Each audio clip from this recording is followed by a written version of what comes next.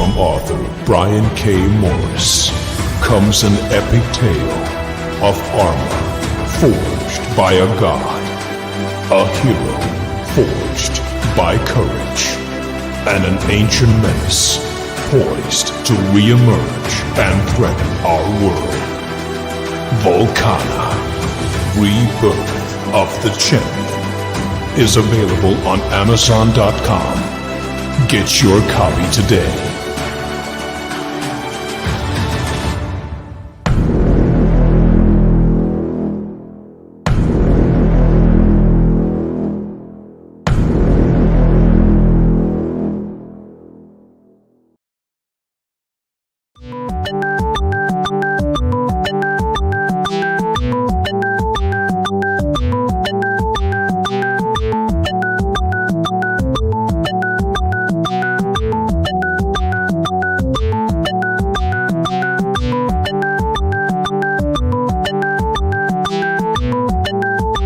Seconds.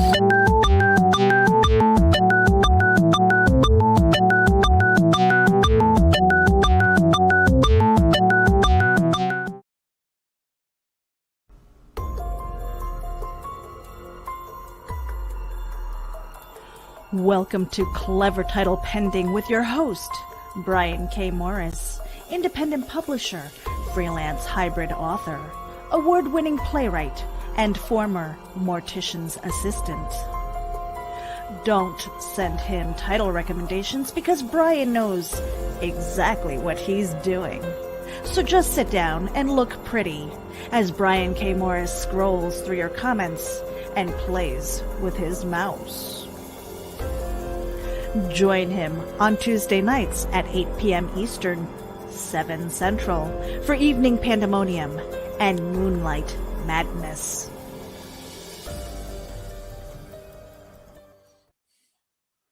Good evening, everyone. Welcome to Clever Title Pending for February 16th, 2021. We're glad you're here, whether you're watching us live and can interact with my guests and myself, or whether you're watching us on the rerun. We appreciate you all. And everyone on iHeartRadio, Amazon Music, and Spotify, thank you for making us your podcast of choice. We appreciate you guys also.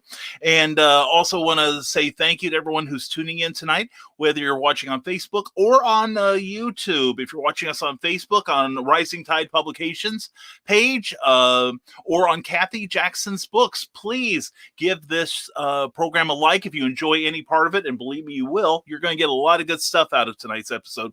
If you're watching us on YouTube, whether you're watching on the Brian K. Morris Rising Tide Publications YouTube channel or Geek Insider, please, again, smash that thumbs up button and give this page a subscription if you would, and be sure to tingle that little bell so you get notified of all future videos that we upload onto there. This episode is brought to you by Plasma Fire Graphics. When the look of your book matters to you, it does to your reader. That's the thing it's going to get them to pick it up off the shelf and carry it to the checkout aisle. So definitely contact Plasma Fire Graphics, and they do not only the great book trailers that you saw at the start of this broadcast, they also do graphics for your promotions and book covers and wraparound covers and all that good stuff at very, very affordable prices. Trust me. So please check out plasmafiregraphics.com and also on Facebook when the look of your book matters to you. And this show is a proud part of the Rising Tide Broadcast Network with all kinds of cool shows, as you can see here, such as Comics, Chaos, and Sass, and Nevermind. Furthermore, TED Talks, Creative as Hail, Stupid O'Clock, Michaela Jade's Tidbits, and the Historical Fencing Guild, with more to come. Please check it out. We have our own page on Facebook, the Rising Tide Broadcast Network. So please plug that into your favorites, and we hope to add more shows for your amusement and entertainment. And I also want to thank our Patreon subscribers, without whom this program would not be possible. Thank you for your ongoing support. And if you would like to become a patron of this show and our other broadcasts and enterprises, please go to www.patreon.com/Brian K. Morris and join the people who are getting all kinds of goodies as a result. And thank you to geekinsider.com and their amazing array of shows. Thank you very much for powering this program. And thank you to risingtide.pub, because That's my outfit, and I can say that. Anyway, we've got a very special guest tonight. Really excited to have this gentleman here. We did a special event a number of months ago. And I didn't know much about him at the time, but since then I've gotten to know him a lot better. And I've also appeared on his talk show too, which has been a definite pleasure. This guy is as rising tide as it is possible to be, and he's got a great backstory. And he's also got a Kickstarter project that we're going to be doing something really cool with during the course of this episode. And so, as always, we welcome your comments. We may not put all of them on the screen, but we definitely will try to get to as many questions in the time that we have allotted. So I want to bring onto the set here the man with the most challenging name for a comic book ever, Xenonanite Titan, and here he is bringing dignity to the proceedings here, as he usually does. I'd like to present to you Mr. Russell Allen. Russell, how you doing? Oh, wait a second, I haven't unmuted you. My bad. Go ahead. I'm sorry. Go ahead. How you doing there, Brian? This thing on? I'm afraid it is, yes. What's going on, man? Not much. Resist. Oh, wait a second. I know you. Yeah. Holy cow. I thought it was like Tom Selleck or Brad Pitt or something. Yeah, it was like Larry the Cable Guy with an afro or something, you know? That was. Holy cats. And folks, people don't realize this, but he grew that in the last 5 minutes. This man has got hormones to spare, you know what I'm saying? And he ain't wasting it, you know? Well, you know, it's all that snow we had, too. I mean, we got like 8 inches of snow yesterday, and we're supposed to get like 4 to 5 inches again overnight tonight. So no. That's right. I'm off tomorrow, so I don't worry about it. You are one way or another. You are off. Yeah, that's right. Yeah, I know, because that's the way it is up here. Now you're in Missouri, right? Misery, yeah. Oh, Misery. That's right. I forgot. Yeah, well, I'm in the paradise they call Indiana now, so it's okay to envy me. I understand that. I envy you so much. I know. We've had so many famous people come from here, and some of them have actually done some good. But anyway, it's one of those things where I live in an area that was very, very central to like the War of 1812 and our Western expansion. And where I came from in Illinois, it wasn't a whole lot of real great history in the area. And I started doing the research on this area, and I realized it's great. It's a great historical place if you are a white male landowner. Other than that, there's not a whole lot to relate to out here. So, but anyway, we're going to make this better, and I'm going to give you, sir, the whole floor here. I want you to please introduce yourself, tell everybody how awesome you are. And then we will launch into the great discussion we are bound to have. So, ladies and gentlemen, I present to you Mr. Russell Allen. Introduce yourself, my friend. Hey, everyone. I'm Russell Allen with Russ Explode Studios, creator of this fine, handsome fella here. So I run a podcast for creators, artists. I've had cooking shows. I'll have a 3D printer on here in a few weeks. All kinds of different people across the board that are trying to get their work out there.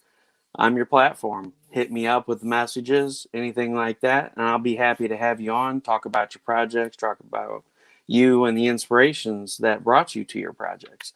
I also wrote the book, Xenonanite Titan, or as some pronounce it, Xenonanite Titan. Potato, it doesn't matter.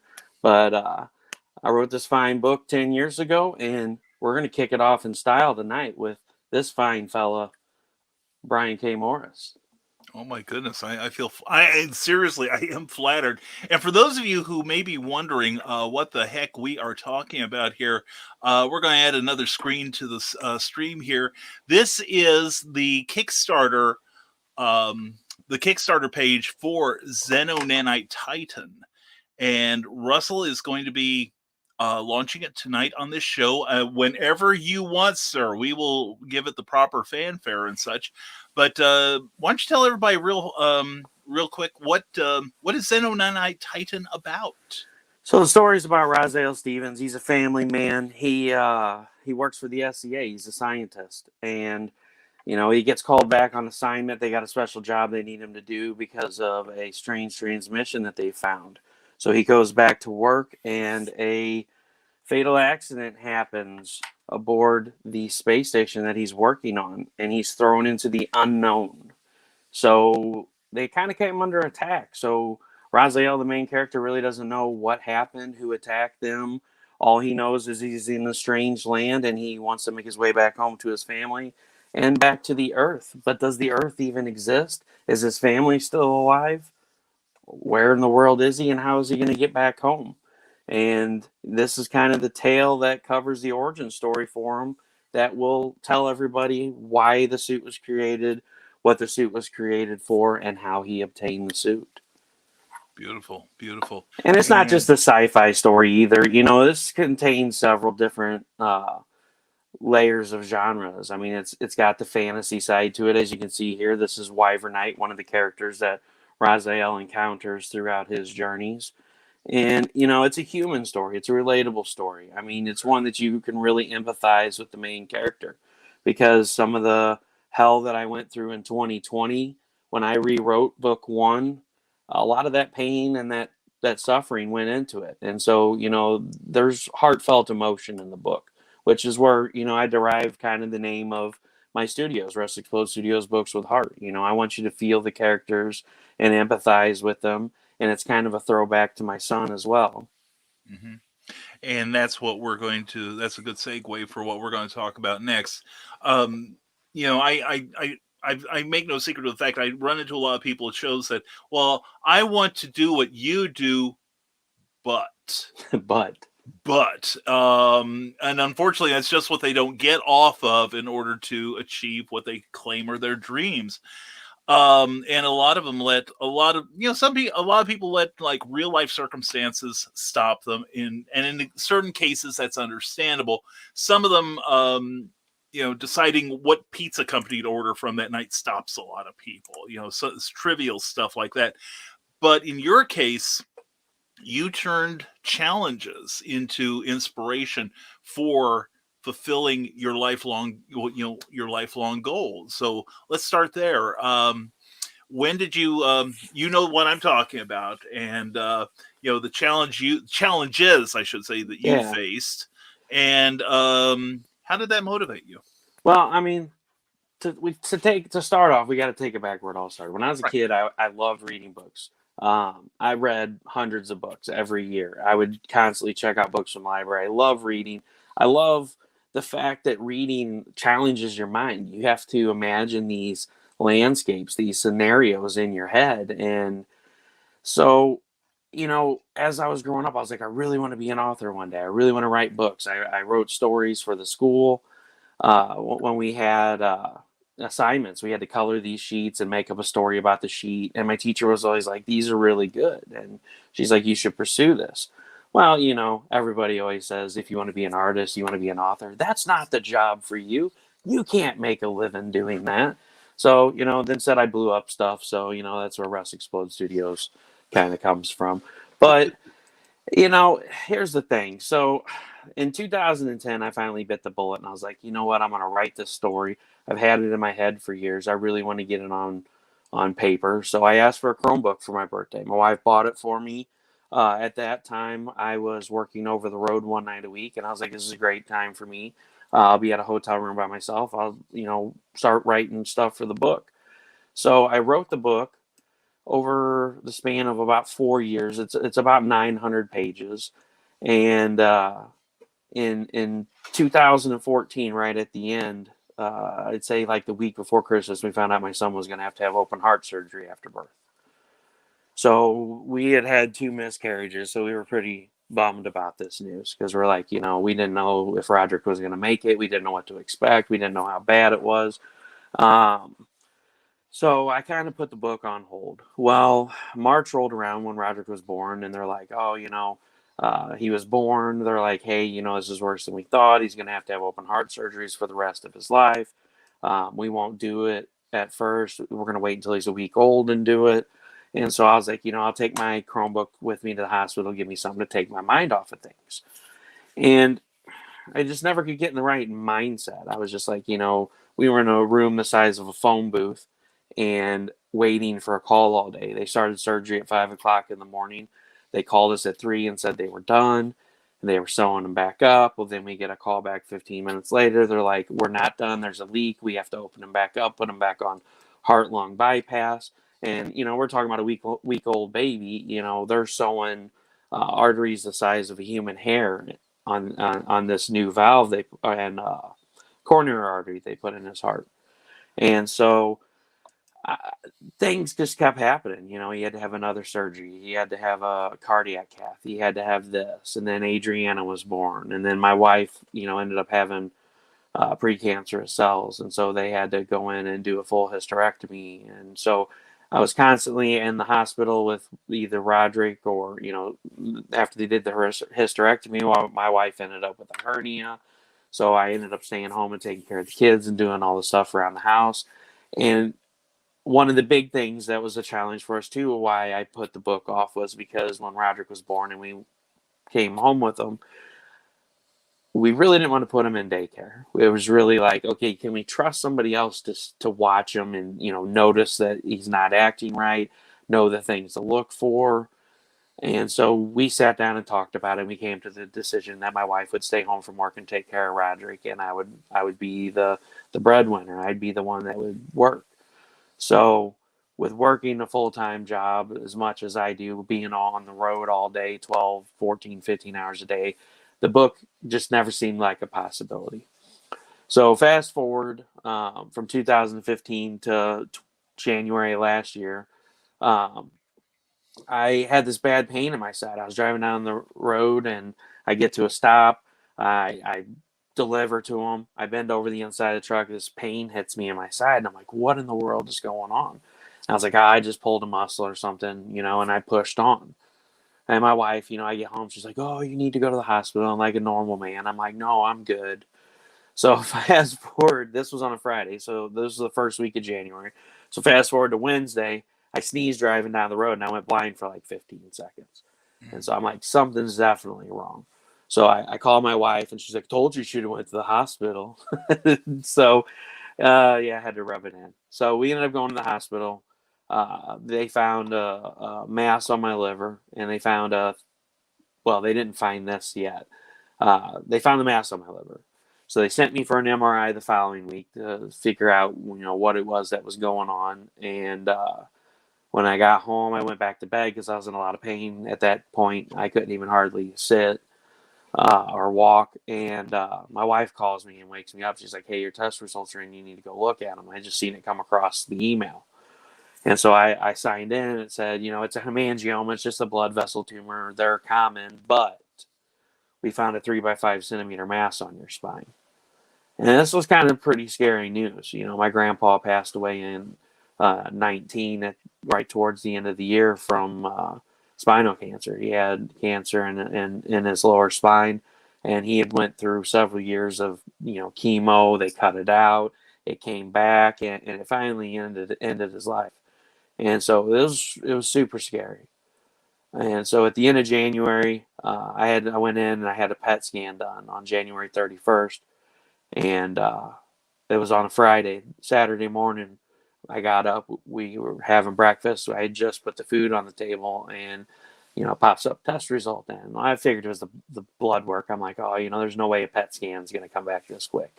And I opened it up, and it said, due to our findings, there's significant evidence of malignancy. And those are words no one wants to hear. Oh. And I was distraught. I started bawling. My wife's like, what's wrong?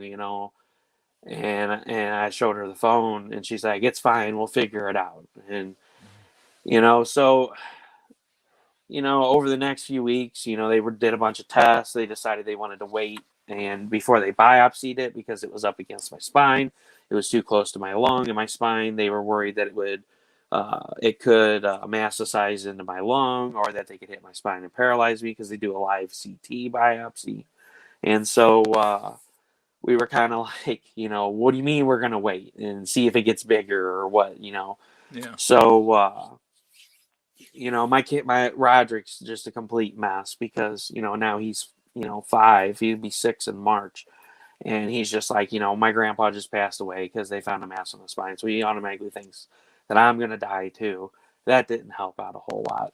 And so February, I just kind of got to the point that I'm like, what do I regret the most not doing with my life? And the one thing that came into my mind was the book. I put all this work into this book. I was super proud of it. And I'm like, if I'm going to do one last thing, I'm going to make this happen. So the next day, Russ Explode Studios was started. I made a Facebook page. I created the company. I started commissioning artists. I dug up the files of the book from cold storage. And, I just was like, this is happening. So I broke the book up into 3 separate parts. Um, and I started working away on it. Well, February rolls along and I ran out of FMLA and, I still wasn't doing any better, but I finally told my wife, I was like, I got to go back to work. We've got bills to pay. So I went back the first week of March, and my 3rd day back on my way home, a lady ran a light and hit me and totaled my car. And so between that and the airbag went off and snapped my hand back to my wrist, and I had burns up my arm. And so the book kind of got put on hold for a little while because I hate speech to text. It doesn't ever work. And I'm just... Listen to him, people. Listen to him. It's terrible. It's the worst thing ever invented. I could type better with my toes than talk to text. There you go. That's the real message of the show tonight. Don't use speech to text. That's what you should. That's the takeaway from tonight. That's the takeaway from tonight. No, seriously, go on with your story, please. And so, so that set us back. And, so that happens. Well, then right amidst all that, so they put my cancer stuff on hold because of the car wreck. Mm-hmm. Well, then 2 weeks later, everything shuts down. And so I didn't get back until June. So this whole time I'm like, I'm doing these. I'm like, hey, the artists that are doing the work for my book, I'm like, hey, do you guys want to do a show? Get on and we can talk about your stuff. I want to share you out with everybody so they can see your work because you guys do, fantastic work. And amidst, I guess it was about April, I did my first show. And I think by my second show, I had people messaging me, hey, when can I be on your show? And I'm like, well, it's really not a show. I mean, there's no format. I'm just having artists on and, sure, we, fine. Yeah, cool. And then so, then I started scheduling shows and I ended up getting back to work. As the year progressed on, things just kept getting worse for me. I got to the point there was mornings I couldn't even walk. I couldn't even stand up. Sometimes it takes me 2 or 3 hours to get out of bed just because of my back. Mm-hmm. And, so I didn't get back to the doctor until about June. So amidst this, and this is when the shows and everything started. And I'm like, hey, this is awesome. I'm promoting all these cool people, getting to talk to them and tell them my story. I want it to be an inspiration to people. I want them to see, even in the toughest adversities, these things in your face, you can still make something good out of it, no matter how bad it is. Mm-hmm. And so I continued rewriting the book. I took out a huge chunk of the middle of the book. I started rewriting all of that. Which is why book 2 and 3 will have to be rewrote because there's a lot of stuff that I changed in it. A lot of there's a whole Livernight's new. He was never a part of the story, and so it was the kind of fast forward. I ended up going to 2 shows a week because I had enough of a demand for it, and I get back to the doctor, and in September I finally found out that they're pretty sure that I don't have cancer. And the reason why I say pretty sure is the mass is gone. There are several small ones, so they're not sure what is going on. So I do go again in 2 weeks to get scans done to find out what's going on. It's not completely gone. Right. They're just baffled and they really don't have any idea about it. And we ended up finding out towards the end of September, I guess it was the end of September, beginning of October, that I have 11 bulging discs and I have 2 blown discs. I have blown C6 and 7 in my neck. And 3 and 4 and my lumbar is blown, which is why I couldn't walk. They just were so hyper focused on the whole mass thing that they overlooked all this other stuff. Well, so though that's important. Yeah, it's very important. You gotta understand them being distracted by this. Yeah, pre-cancerous growth that usually does take priority over most other ailments.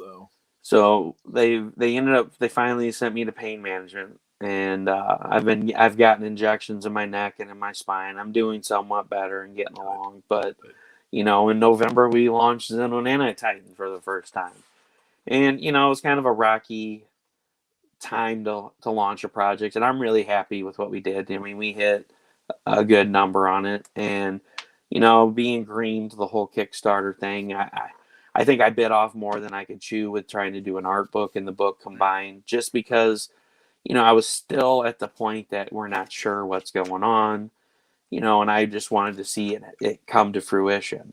Mm-hmm. And so this time around is going to be different. I'm doing just the book and stuff like that, but and they had all kinds of other crap happen. I mean, it was like Roderick, when they did the whole shutdown in March, that was the other bringer of stress was, oh, well, we know your son needed to come in a few weeks and get his heart checked out because we're getting close to another surgery, but we're closed. And so we don't know when we're going to be able to get him in. Wow. Which is what no parent wants to hear. Oh. So, and then when things open back up, we get a letter that our cardiologist is leaving, and they're scheduled that we need to find a new doctor to schedule with.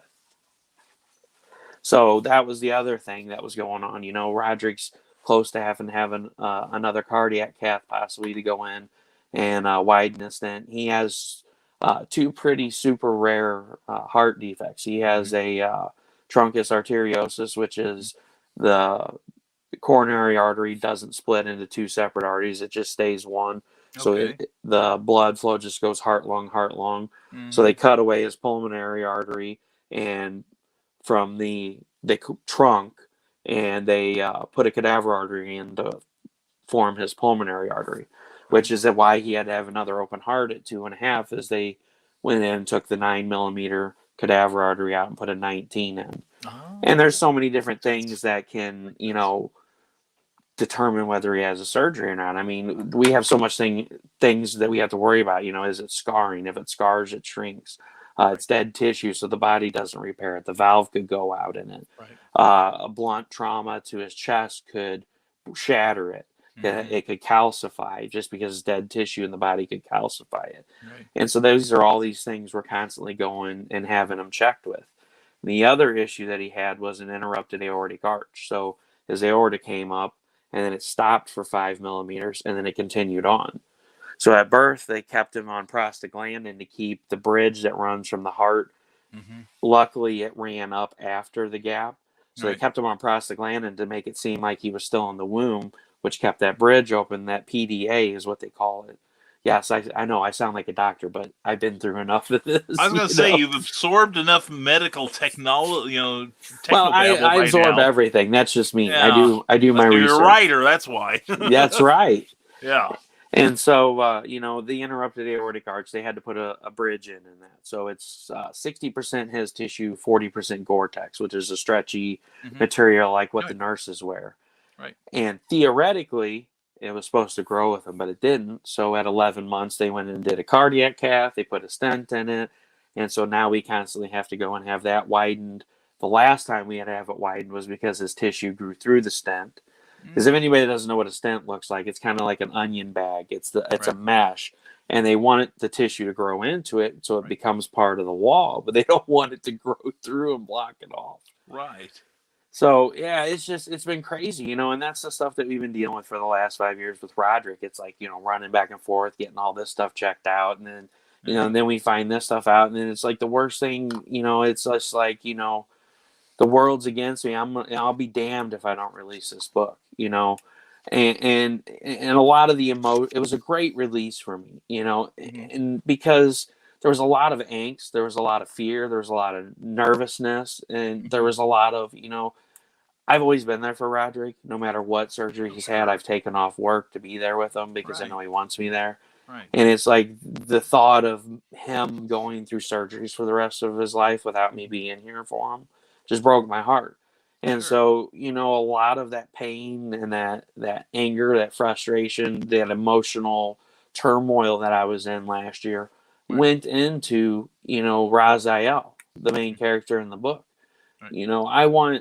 I don't want to beat stuff to death in the book, but it's like, my character, when he goes through something, 6 chapters later, there's going to be subtle hints that it's still weighing on him. It's not just going to be like, most books where it's just like the character's just like has the worst thing in the world happen to him. And then like later on in the book, they're just like happy-go-lucky, like there's nothing wrong in the world. Right. And so, you know, it was That's it was a good vent for me Yeah. to write the book. And I'm glad I did it, because, you know, here I am. It's going on a 1-year anniversary from when I started Rust Explode Studios, and I decided to move on with producing the book. And you know, I took something bad that happened in my life and I made a positive out of it. I wouldn't be sitting here. I mean, yeah, I don't want to say it's a good thing that it happened, but I wouldn't be sitting here if I wouldn't have reacted to it the way that I did. No, and you know what impresses me most about your story is that, and everyone has a story, but yours in particular is that, you know, I have had challenges in my life, and more than once I've like focused on the challenge, but not used like my creativity as a safe, like a pressure valve to relieve some of the pressure, or I've just, you know, lost my focus on that sort of thing when maybe I shouldn't have. And, you know, I think a story like yours takes away excuses that I hope somebody hears this and looks at their life and says, you know, well, yeah, you know, things are a little rough right now. Even a year later after, you know, into the pandemic, more than a year into the pandemic, um, there's still a lot of fear going on. And a number of people shut down their operations. They're like, oh, I can't create right now. But you, on the other hand, made it a motivation to do what you are doing. And you have come a long way just in the last year. I've seen this. And it's I think it's something everybody should take to heart, which is what your books have a lot of. So, anyway, Appreciate that.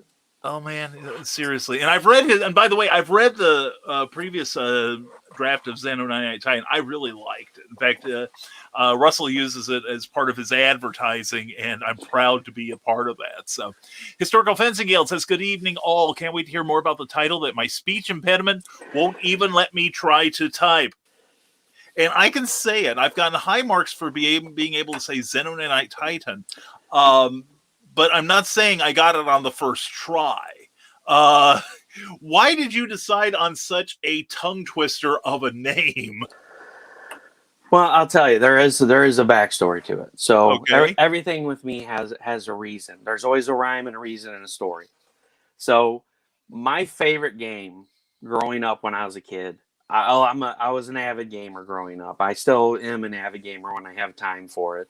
I love video games. I love reading and video games. Those are my two main fortes.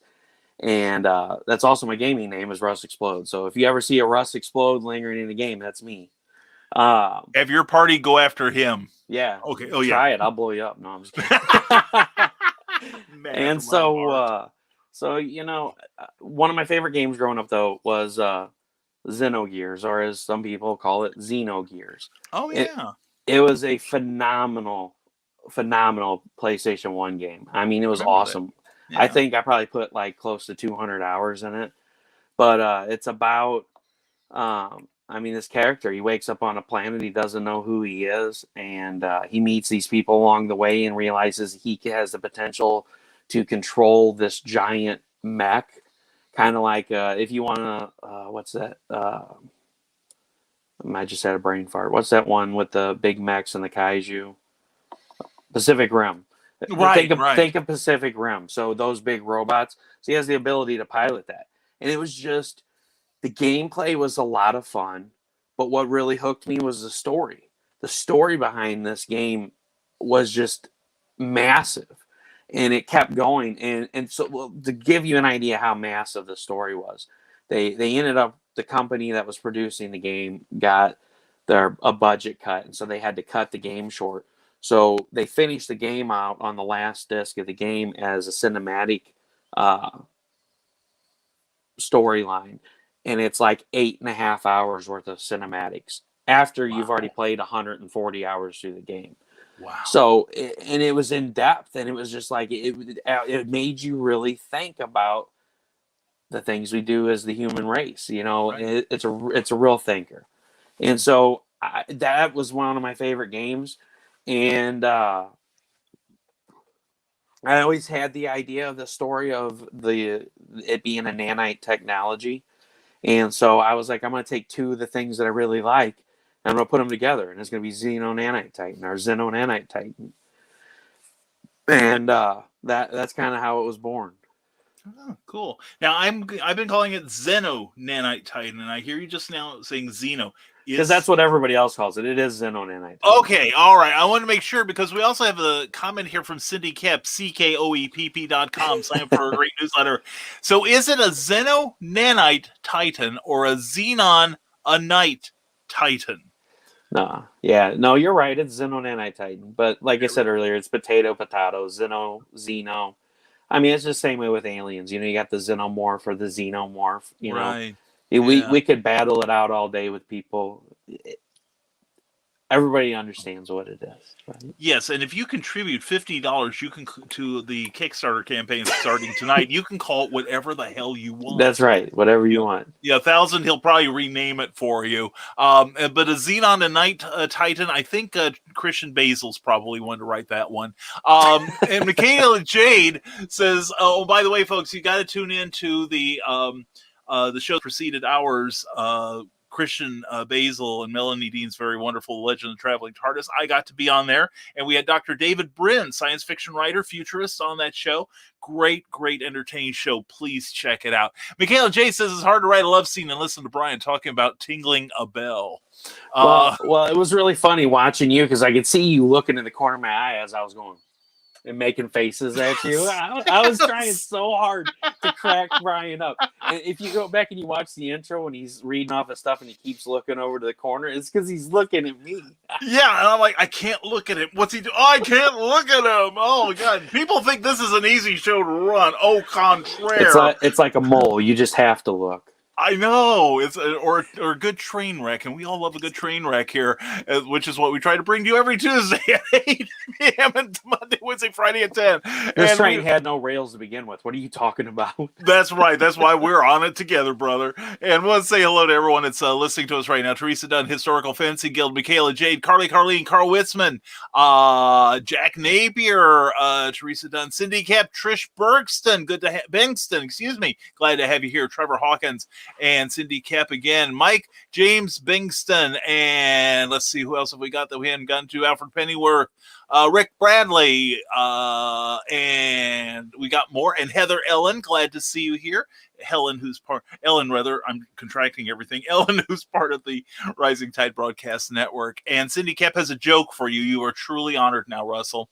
Oh, I already put a laughy face on it like 20 minutes ago when I seen it. Good man. Well, we were semi caught up at one point. But anyway, what do you call it when argon, neon, krypton, xenon, radon, and helium frequently attend church?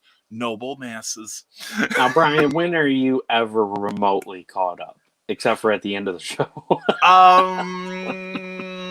Moving on to Brian Rodman, BrianRodman.com. Check out his latest adventures and follow him on Patreon. And James Smithers, glad to have you here. What's up, Smithers? Yeah, we got some friends here. And Jeffrey Hayes, check out PlasmaFireGraphics.com when the look of your book matters to you. And everybody's saying hello and love it, Russell.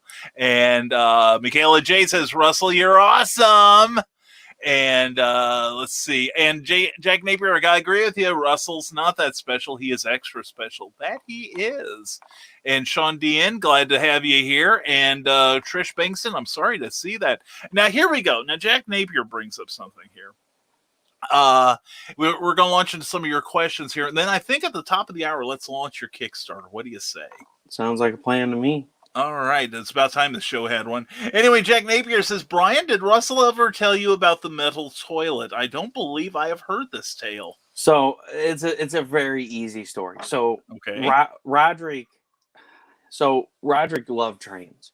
And so I set it out like every time, like when we had an anniversary or we had something that we wanted to do something special and go on a trip, that we would go somewhere that had a cool scenic train. So like for our first train ride was on our anniversary, we went to Kansas City. We went and rode the, what the heck is it called? The Kansas Belle.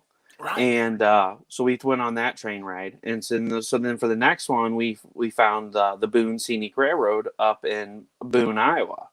So like we'll make that our one of our trips when we go up there that way.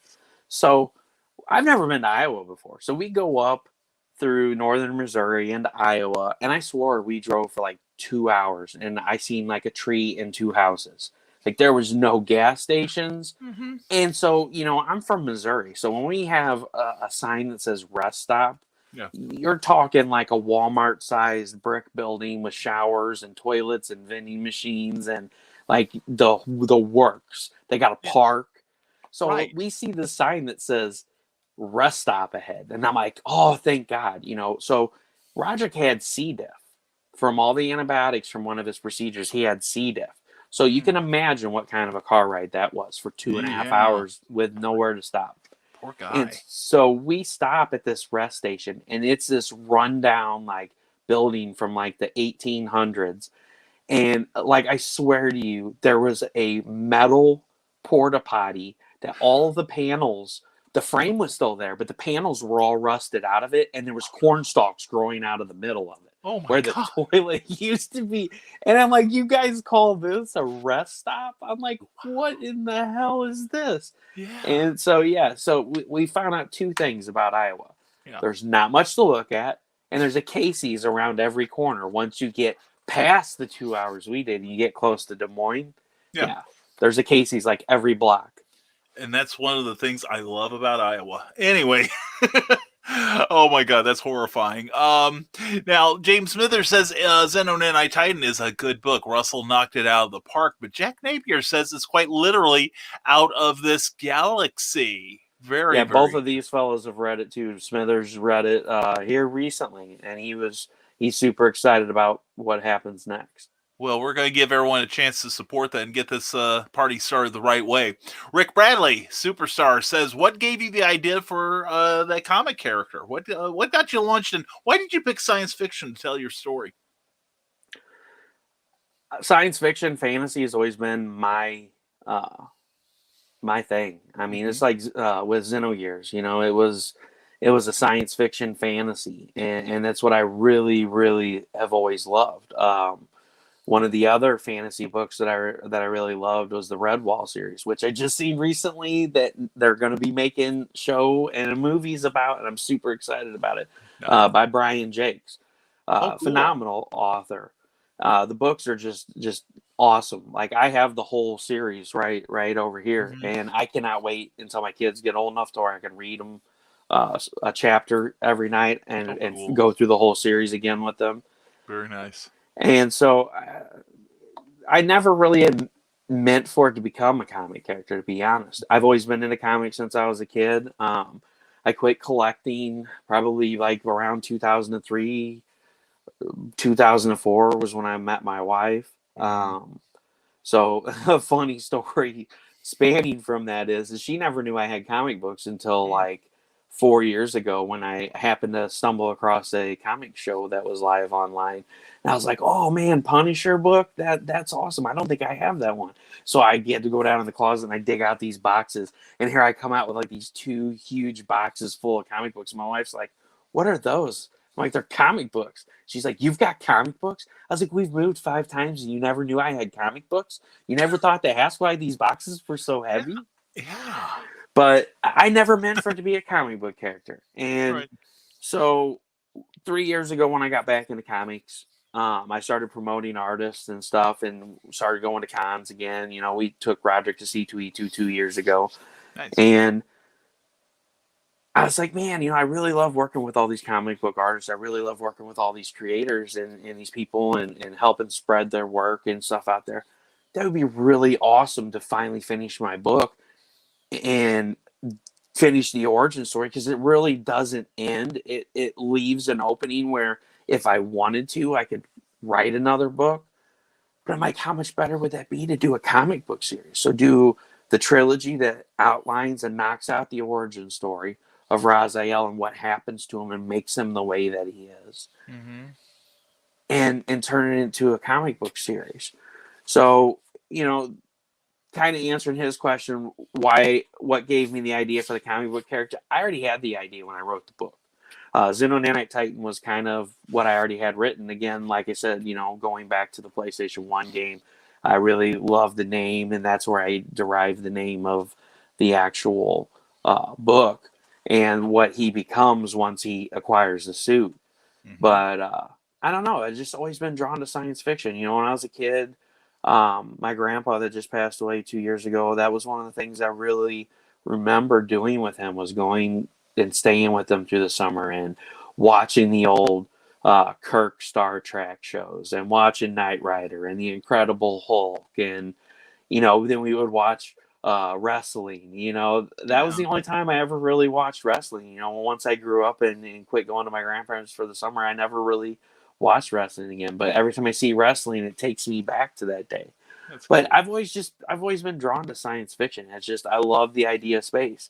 That was one of the things that was really funny, that actually the only person that I've ever told this to is Jack. So part of the book revolves around this thesis I wrote when I was like 8 about black holes.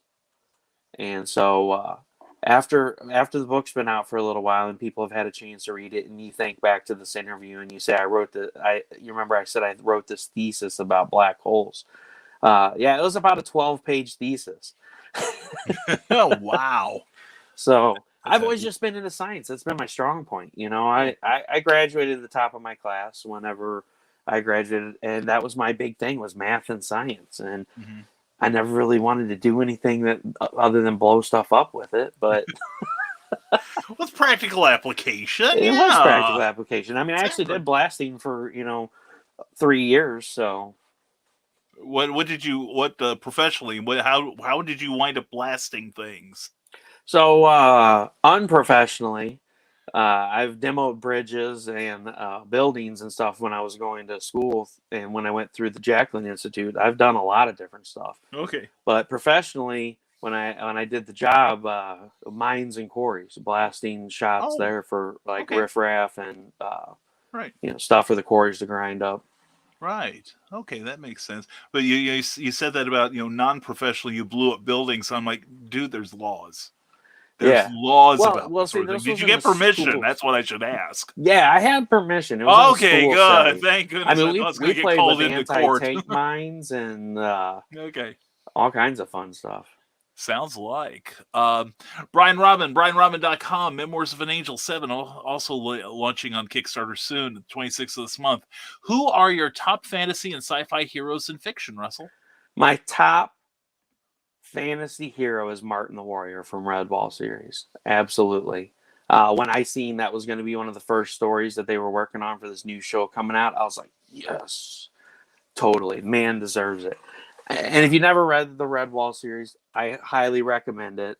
I know there's probably a few in the audience that have read the series before. I know I know Steph always gives me flack about it, but it would definitely be Martin the Warrior.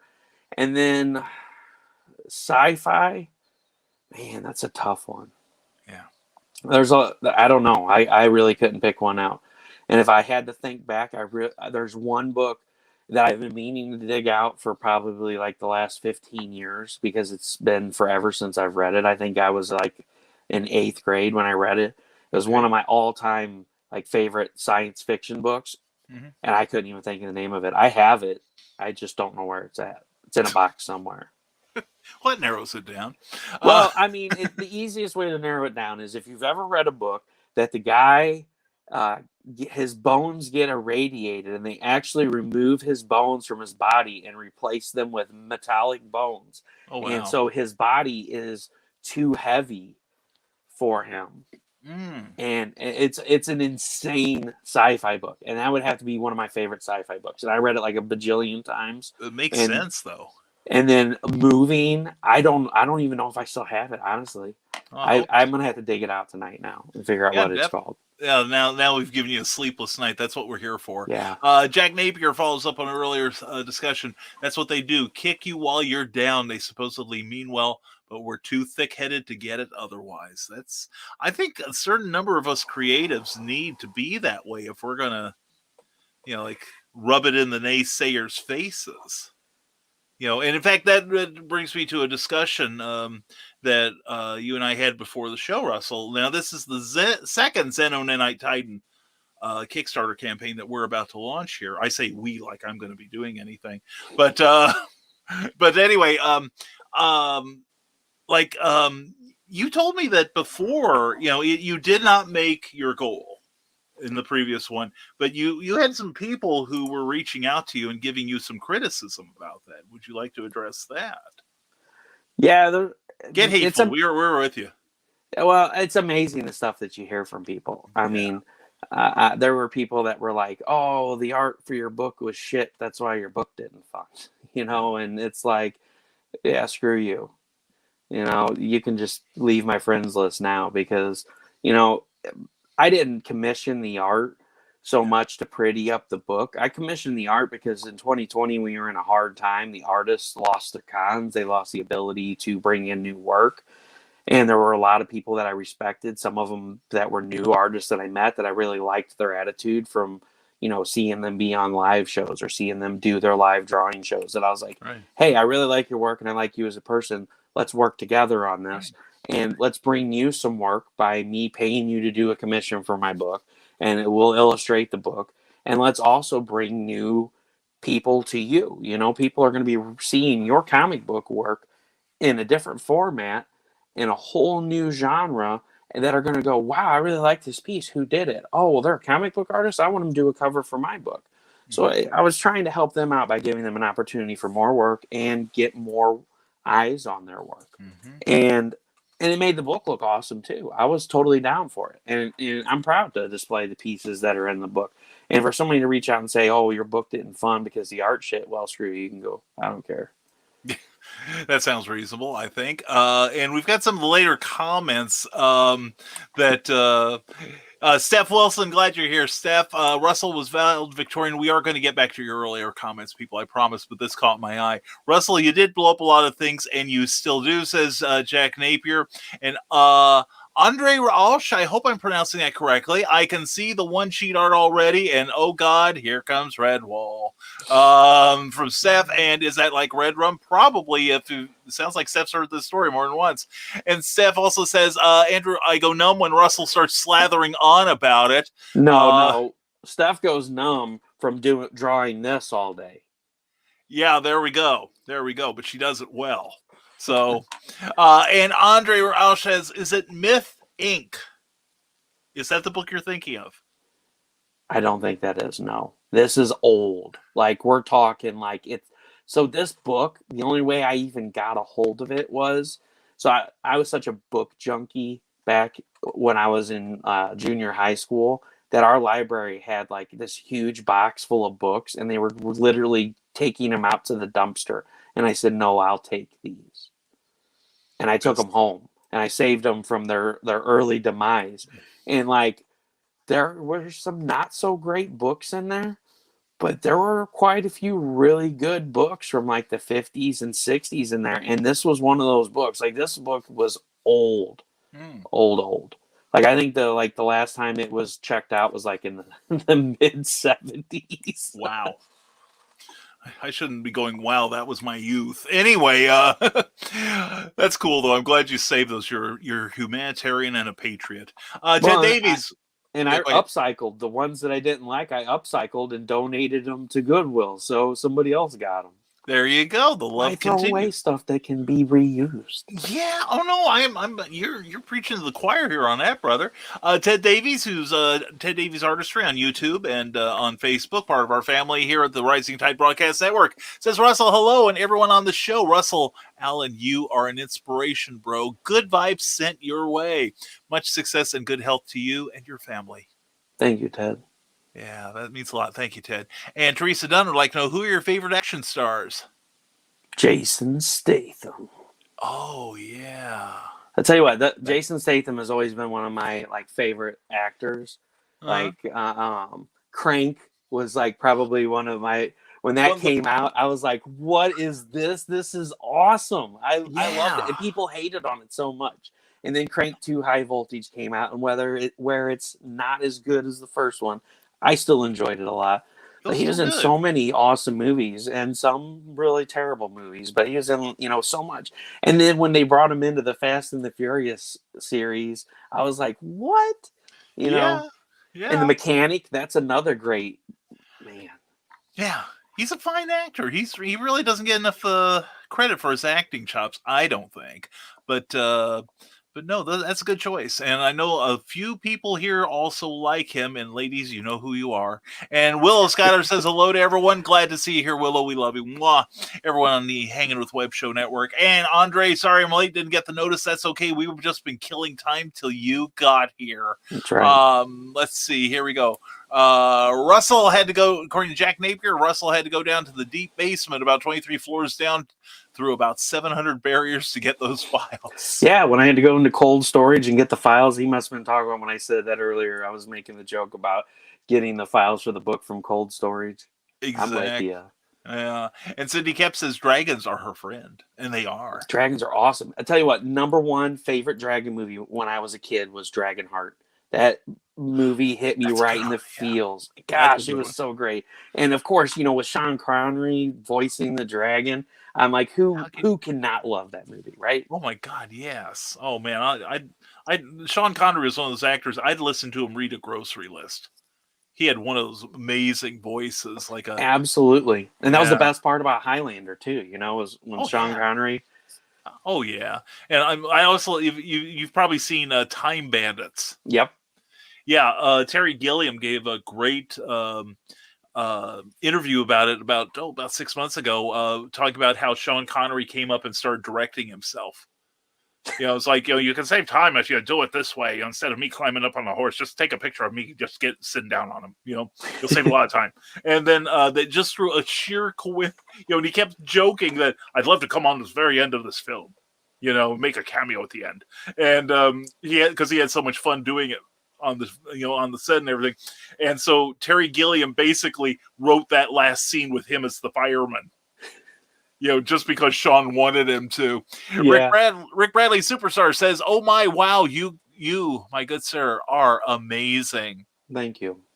I really appreciate that. Thank you, Rick. Appreciate that. And Brian, how soon did you message Russell to be on a show? Not soon enough, I'll tell you that right now, Jack. I shouldn't have waited as I did. And Raziel needed a cute little friend. And Brian Robin says, "Dude, your attitude is fantastic. Way to take suffering and make it your bitch." That's what we all can do. That's all we all can do. And we should. Andre Ausch says, and I apologize if I'm butchering your name, sir. I do appreciate your being here, though. Russell takes a bad situation, bends it over a barrel, and shows it all 50 states. Well, that's about as clean a way as we can. Just, I was starting to think I should be reading ahead on these comments because that's why I learned to do on the morning show. I have so much faith in you people. And Cindy Kemp says, "Go, Russell, go." All right. And Rick Bradley says, next time I had a huge roadblock, I'm going to ask, what would Russell do? Then watch the roadblock explode. That's right. That's the best way to take it out, man. If you can't get through it, just blow it up. That's right. Keep hitting it till it splinters. And Michaela Jade says, Russ, I knew you were awesome, but dang, hashtag real life superhero. Oh, thank you, Michaela. And Trevor Hawkins says, Russell, you're a champion, sir. And Jack Napier says, call the character having sunshine and rainbows instead of the depression.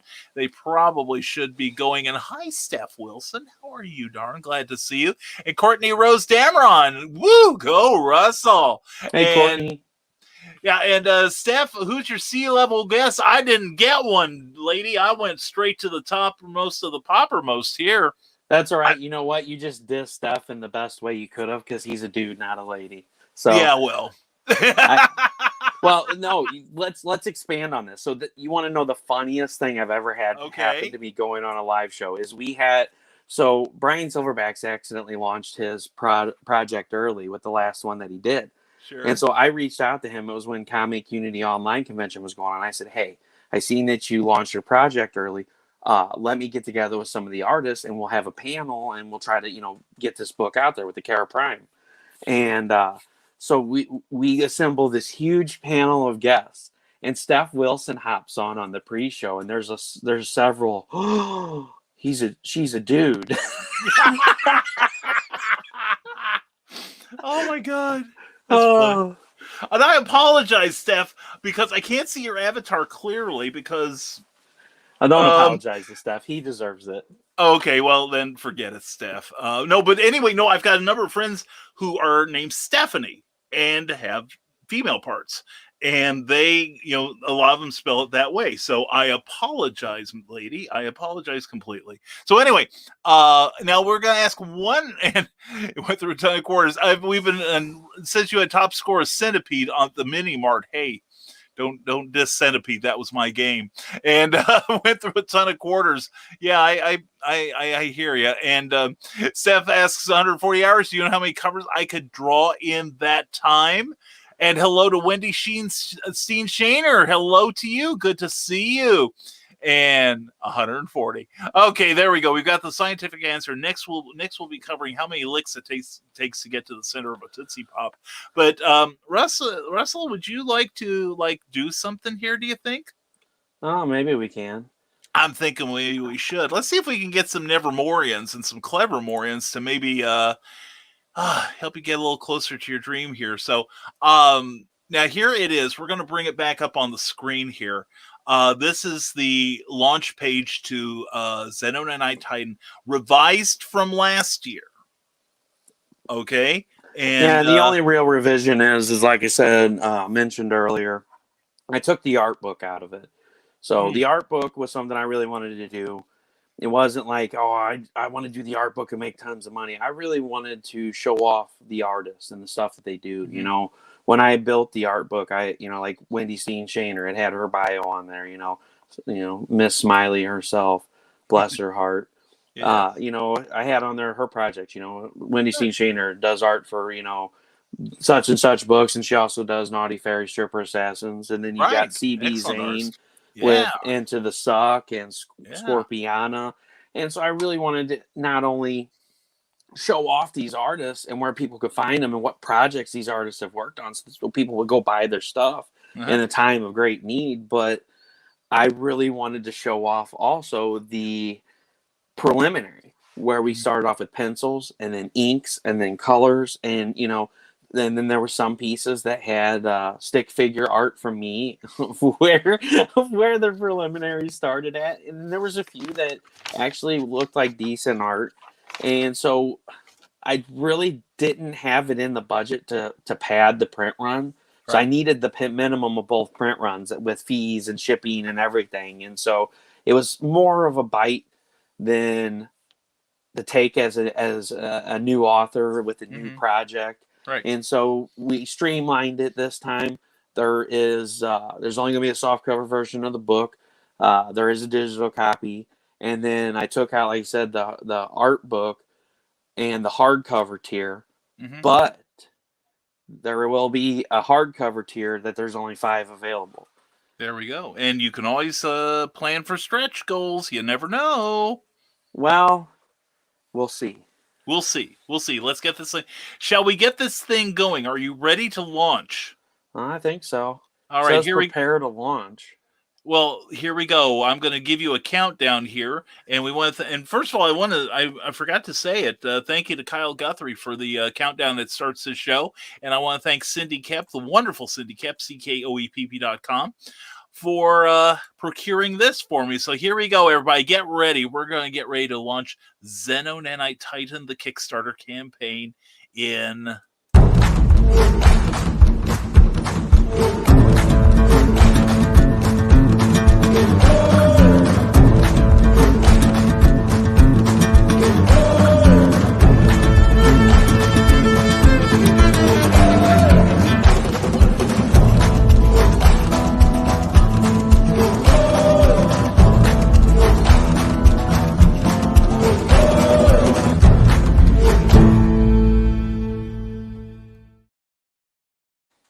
Make it happen, Russell.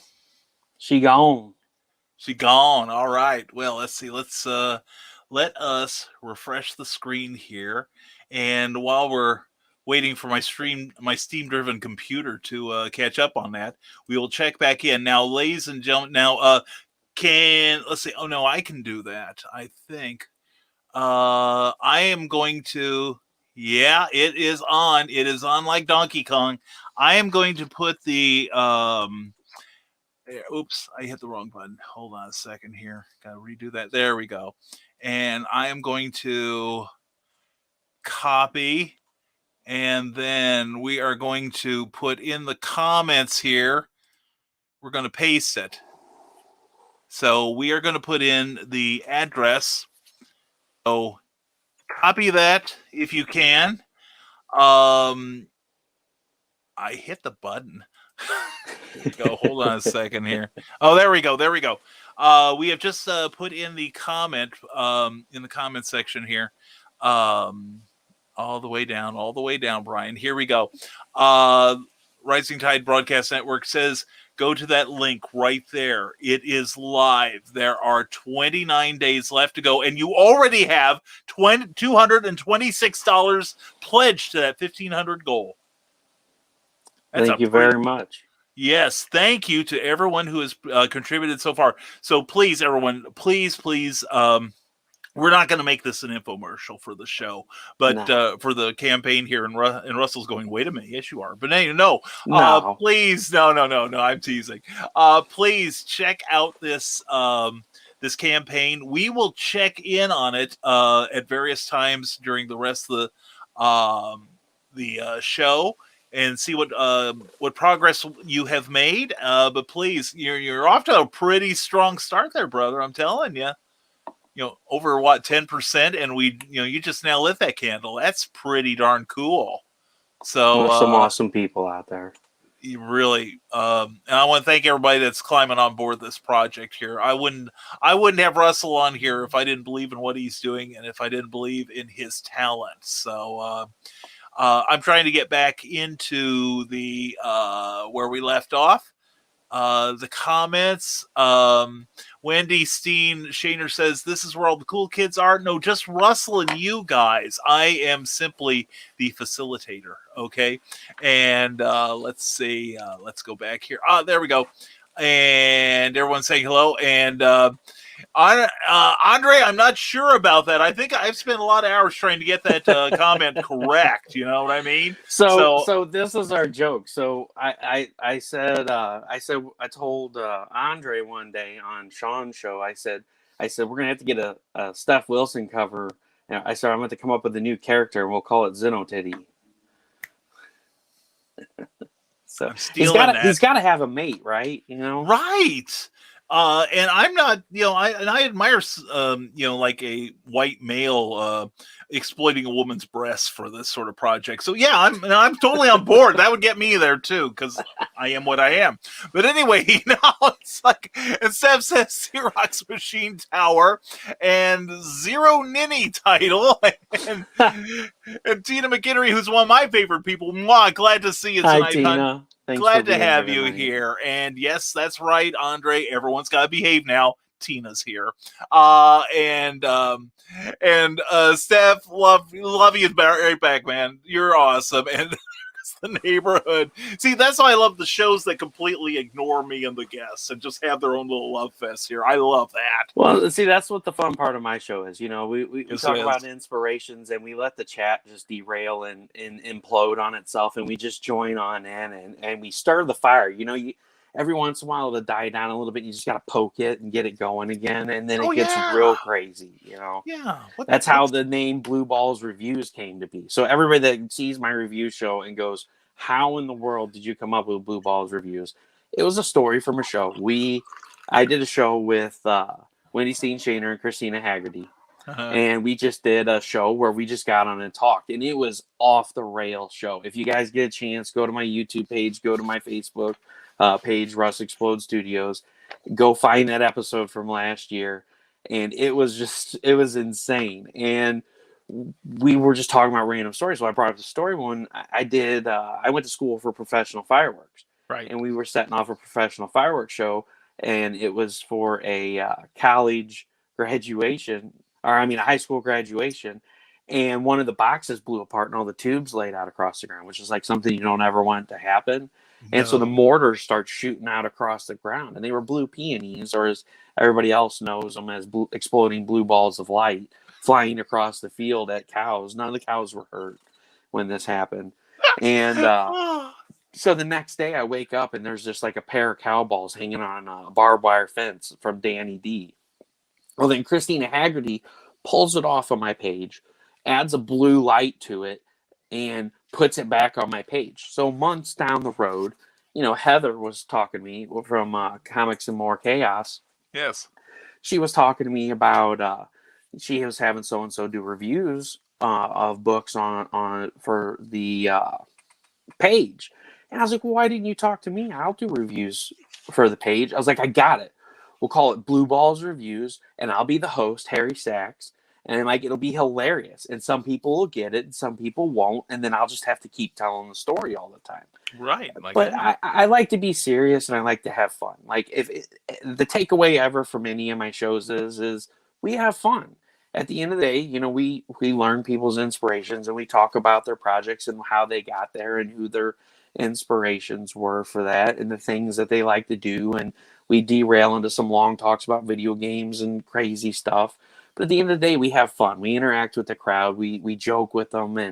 And so, like, some people may look at me and go, "Wow, look at this clown," but it's like, I don't care. I'm Right. having fun. This is who I am. I like to have fun. I Yeah. may make an ass of myself, but you know what? I'm having fun, and my friends come and watch it every week. So obviously, I'm doing something right that they enjoy. There you go. And it's unique because what other show has a host that makes an ass of himself regularly, talks to his friends, and the conversation goes completely off the rails, especially Monday, Wednesday, and Friday at 10 a.m. to 9 a.m. Central. Yeah. Hashtag always promote. Oh, yeah. We derailed into some crazy stuff. Like for a month, we derailed on dino porn, so. I don't know who would have brought that up. I seem to remember the guilty part. I seem to remember the guilty party who was there at the time. So anyway, so yeah, and everyone's happy now. Thank you, Wendy and Amy Hale. Glad to see you here. Mwah. This Thursday, I got a little quick aside here. Rising Tide Broadcast Network. Amy Hale's going to have another episode of Creative as Hale. Except her conversations don't go off the rail like mine and Russell's. And she is going to have the wonderful George Seurat this coming Thursday at 8 p.m. Please check it out on her page. Author Amy Hale on Facebook, also Amy Hale's Angels, and on the Rising Tide Broadcast Network page. If you haven't given that a like yet, please do. It would feed my my poor bloated ego. And everyone's saying hello there, hello, and more hello.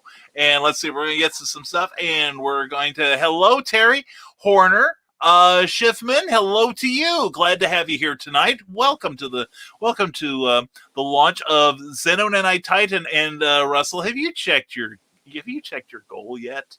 No, I haven't checked it. I did. Here we go. We are at 515. Russell, it was at 485 a second ago until I clicked on it to share the screen. Dude, you are 30%, more than 30% of the way to your goal, my friend. Please, everyone, let's get him as close to this goal as possible and build some momentum for this. And please share out the link, share out the message of this great Kickstarter. This man is all about making your goals and making those dreams tangible. Let's see what we can do, Clever Morians, for this wonderful guy here. Now, Cindy Kemp has real quick, Wendy Shaner, I agree. I'm excited for this too. This is making me happy. And Cindy Kemp asks, do you have the whole trilogy ready to rock?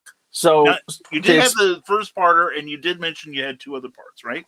So the original book was written. It was a 900 page book in like a standard format book, not like a 6x9 like this book's going to be. So when you see this book and you go, "Oh, it's only 200 pages," well, it's a 6x9 format.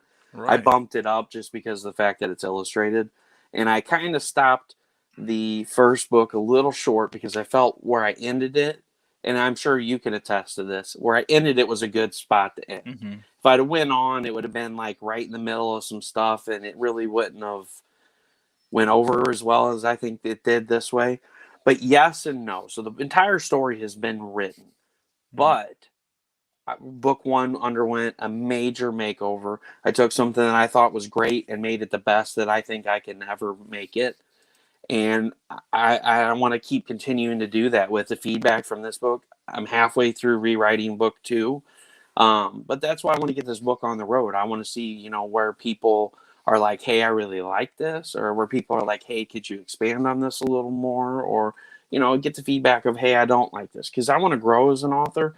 I don't want to always think that I'm doing my best, because I know that it's not my best. I can always grow.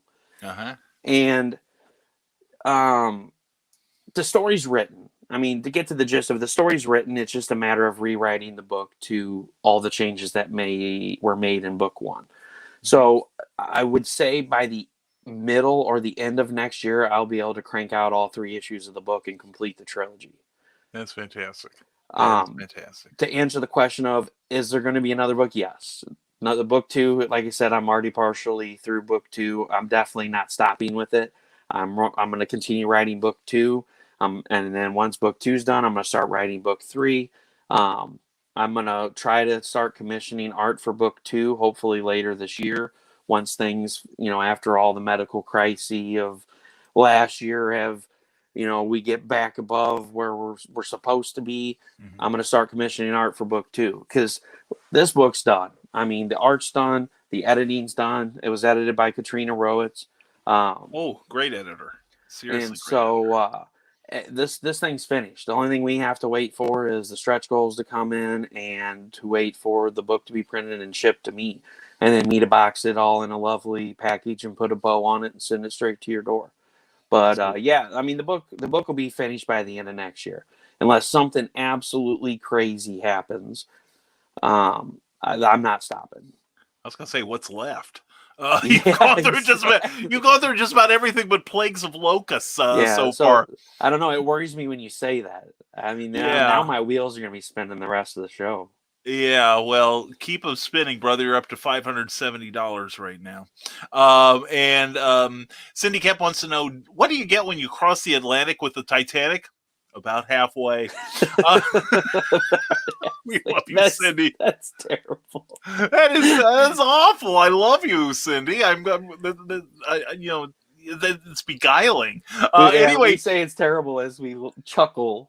As we're laughing, yes, because we're wretched human beings. But anyway, Cindy Cap wants to know, are you in your story? Did you write yourself into it?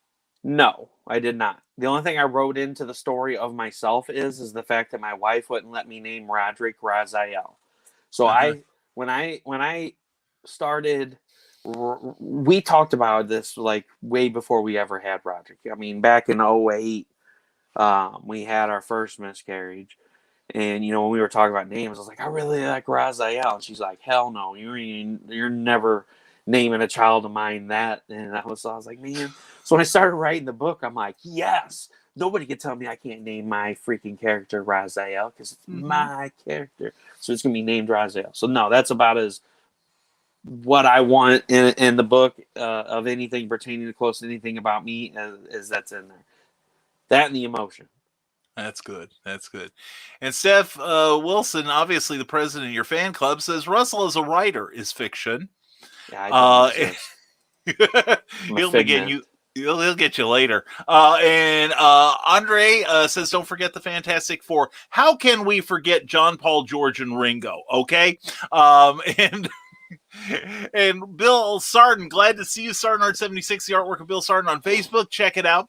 Russell, ironically, when you were talking about all that happened to you, I understood all of the medical terms that you mentioned because of my diabetic mother and younger brother who went through similar things. Sadly, both are no longer here. I'm very happy that you did something positive with what happened to you. Thanks, Bill. Yeah, Bill, thank you very much, my brother. And here we go. Jack Napier says Russell chose science fiction fantasy because he always wanted to do a space opera. Nothing wrong with that. No, there's nothing wrong with that. Nothing at all. Yeah, in fact, when you gave me the art copy before your first campaign, I remember it brought me back to the days of like when I was a kid and I could get books from. I was in grade school, but we were allowed to go to our middle school, as they call it now, and pick out older books, and I was like doting on like Heinlein. You know, those great space operas from the 50s and 60s by Robert Heinlein.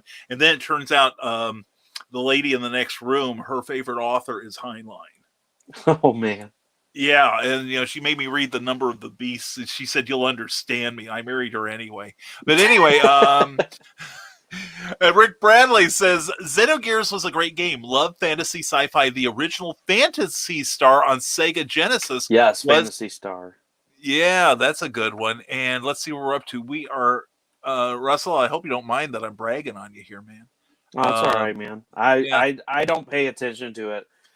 Like the first couple of days, I'm like, okay, then cover your ears, folks. He is 6/15 of the way to his goal of 1,500. He is almost halfway, and it's because of you. So, folks, please go to Kickstarter right now and contribute to the campaign. That is Xeno Nanite Titan #1.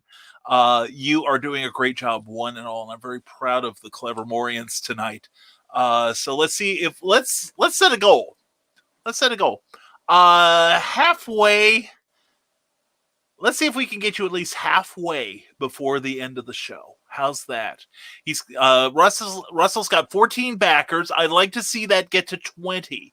Let's do either 750 and or 20 backers before the end of the show. And remember, folks, something I'm going to get on the soapbox for just a second here. Just contributing $1 is good too. Because it's kind of like, I approve of your project, but I can't afford to, for whatever reason, to give you anything right now. But also share this video or not. Yeah, share this video. I could use the exposure, but share the website. Shield your eyes, everyone. Brian's talking about exposure.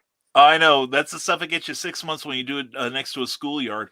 But no, you please share this message out. Share out the link for Russell's Kickstarter, because that's how you can also support it, because then it gets to people who might not see it otherwise. So please, let's help Russell out tonight. He is one of us.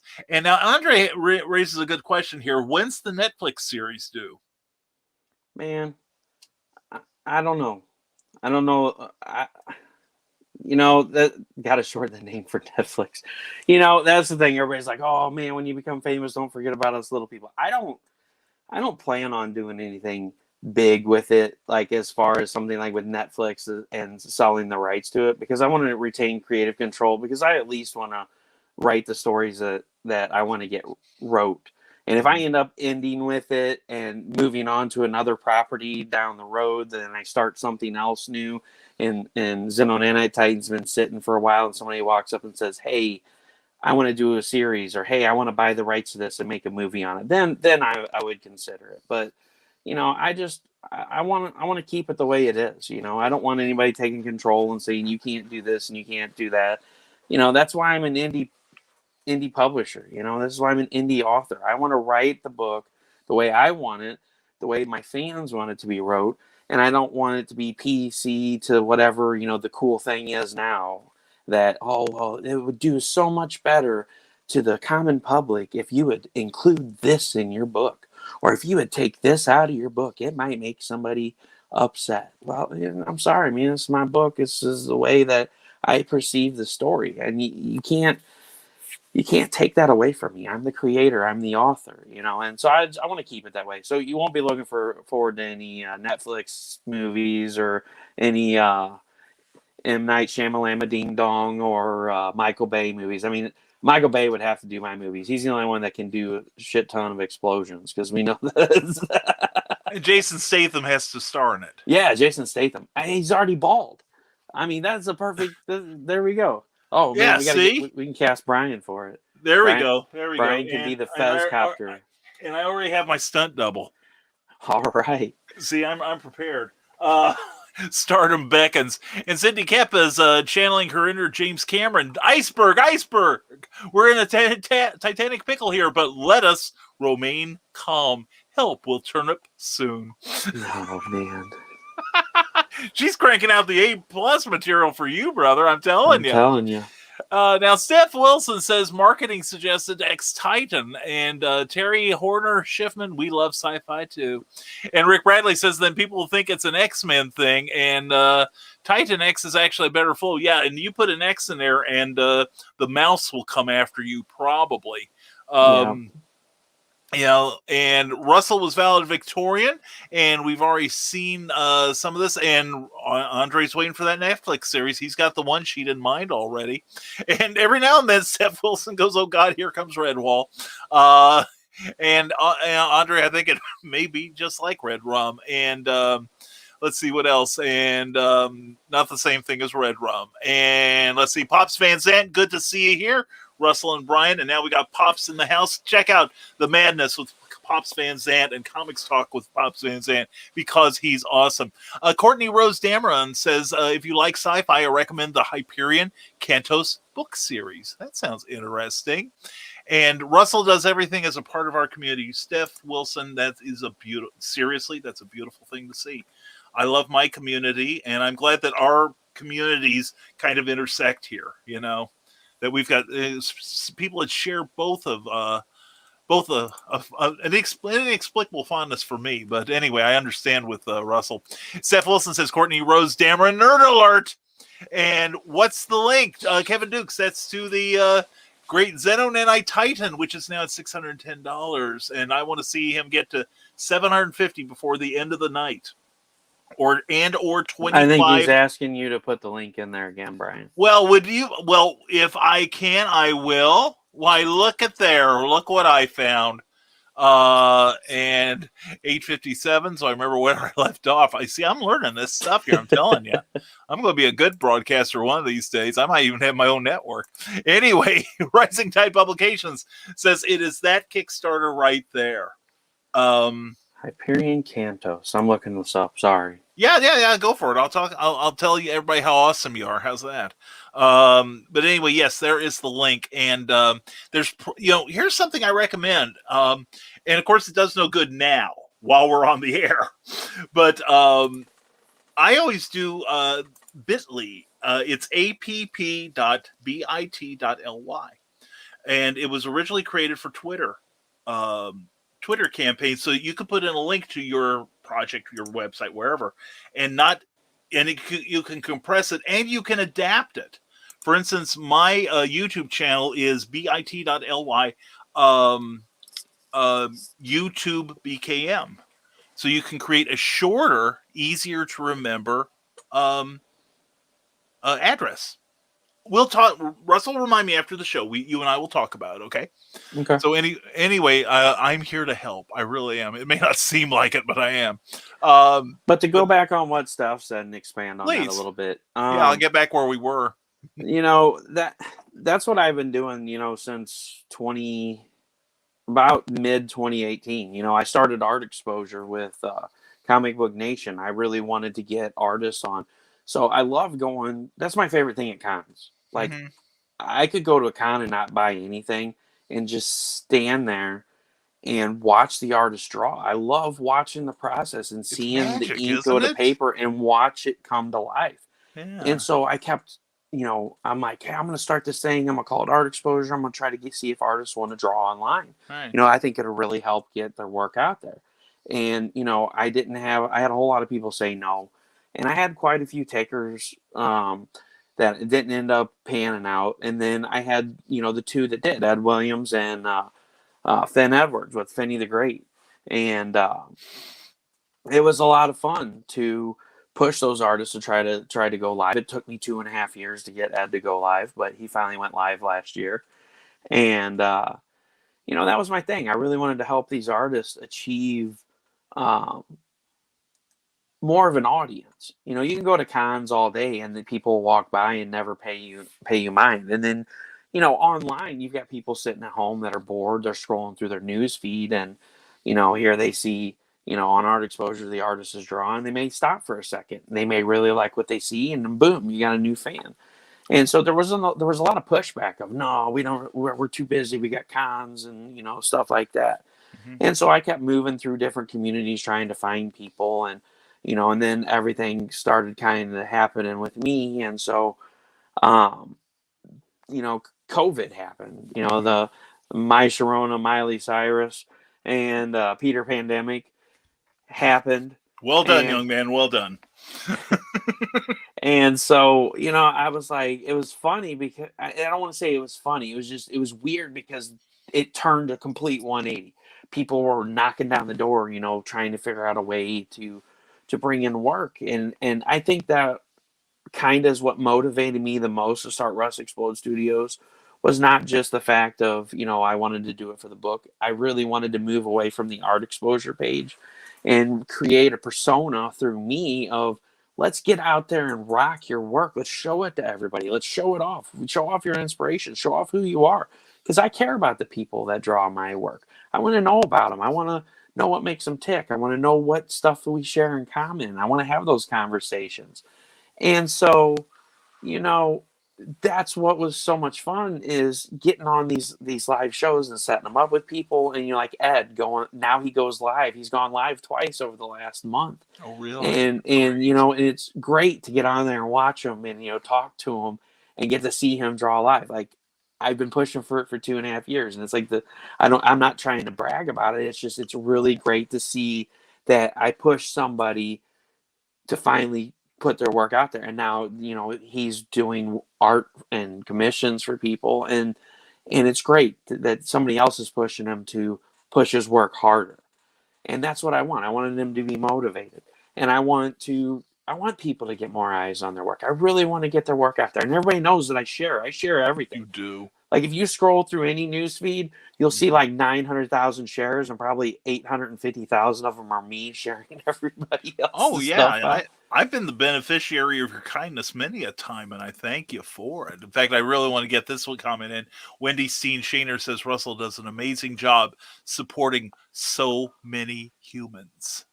Yeah, and I don't do it for any reason or to give myself fandom for it. I just really truly enjoy chatting with people. I'm a people person. My wife gets so mad at me when we go to the store and I'll stop and talk to somebody for 35 minutes about hamburger seasoning.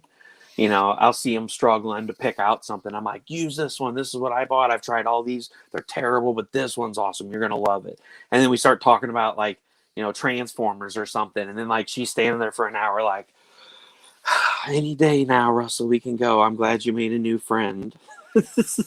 I have a feeling our wives, should they ever meet, will have a lot to share. I feel the stones whizzing through my glass house. And I want to say hello to, and I probably am mispronouncing his name, Roy Mercado.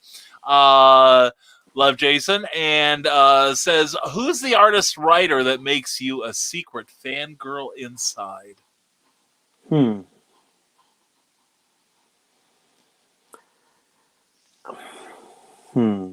I'll tell you what.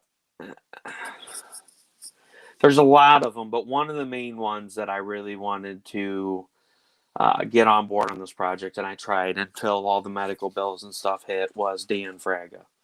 Oh, yeah. I really, really love Dan Fraga's work. Like, in my comic closet here, there's probably, I don't know, 200 or 300 of just the ink variants of his work. Like, without color, his work is fantastic. Yeah. And Bloodstrike and a lot of the Image comics back in the day when, growing up and being in the checkout line and being like, man, this is awesome. And then later on realizing it was Fragaboom, Fragaboom, so we share the explosions, and I reached out to him and we had it worked out, and we were going to do something together on the book, and I just couldn't pan it out. And so I don't want to say that that's dead in the water. I think for book 2, we may be able to make it happen, but that's my secret fangirl. Like, I was upset.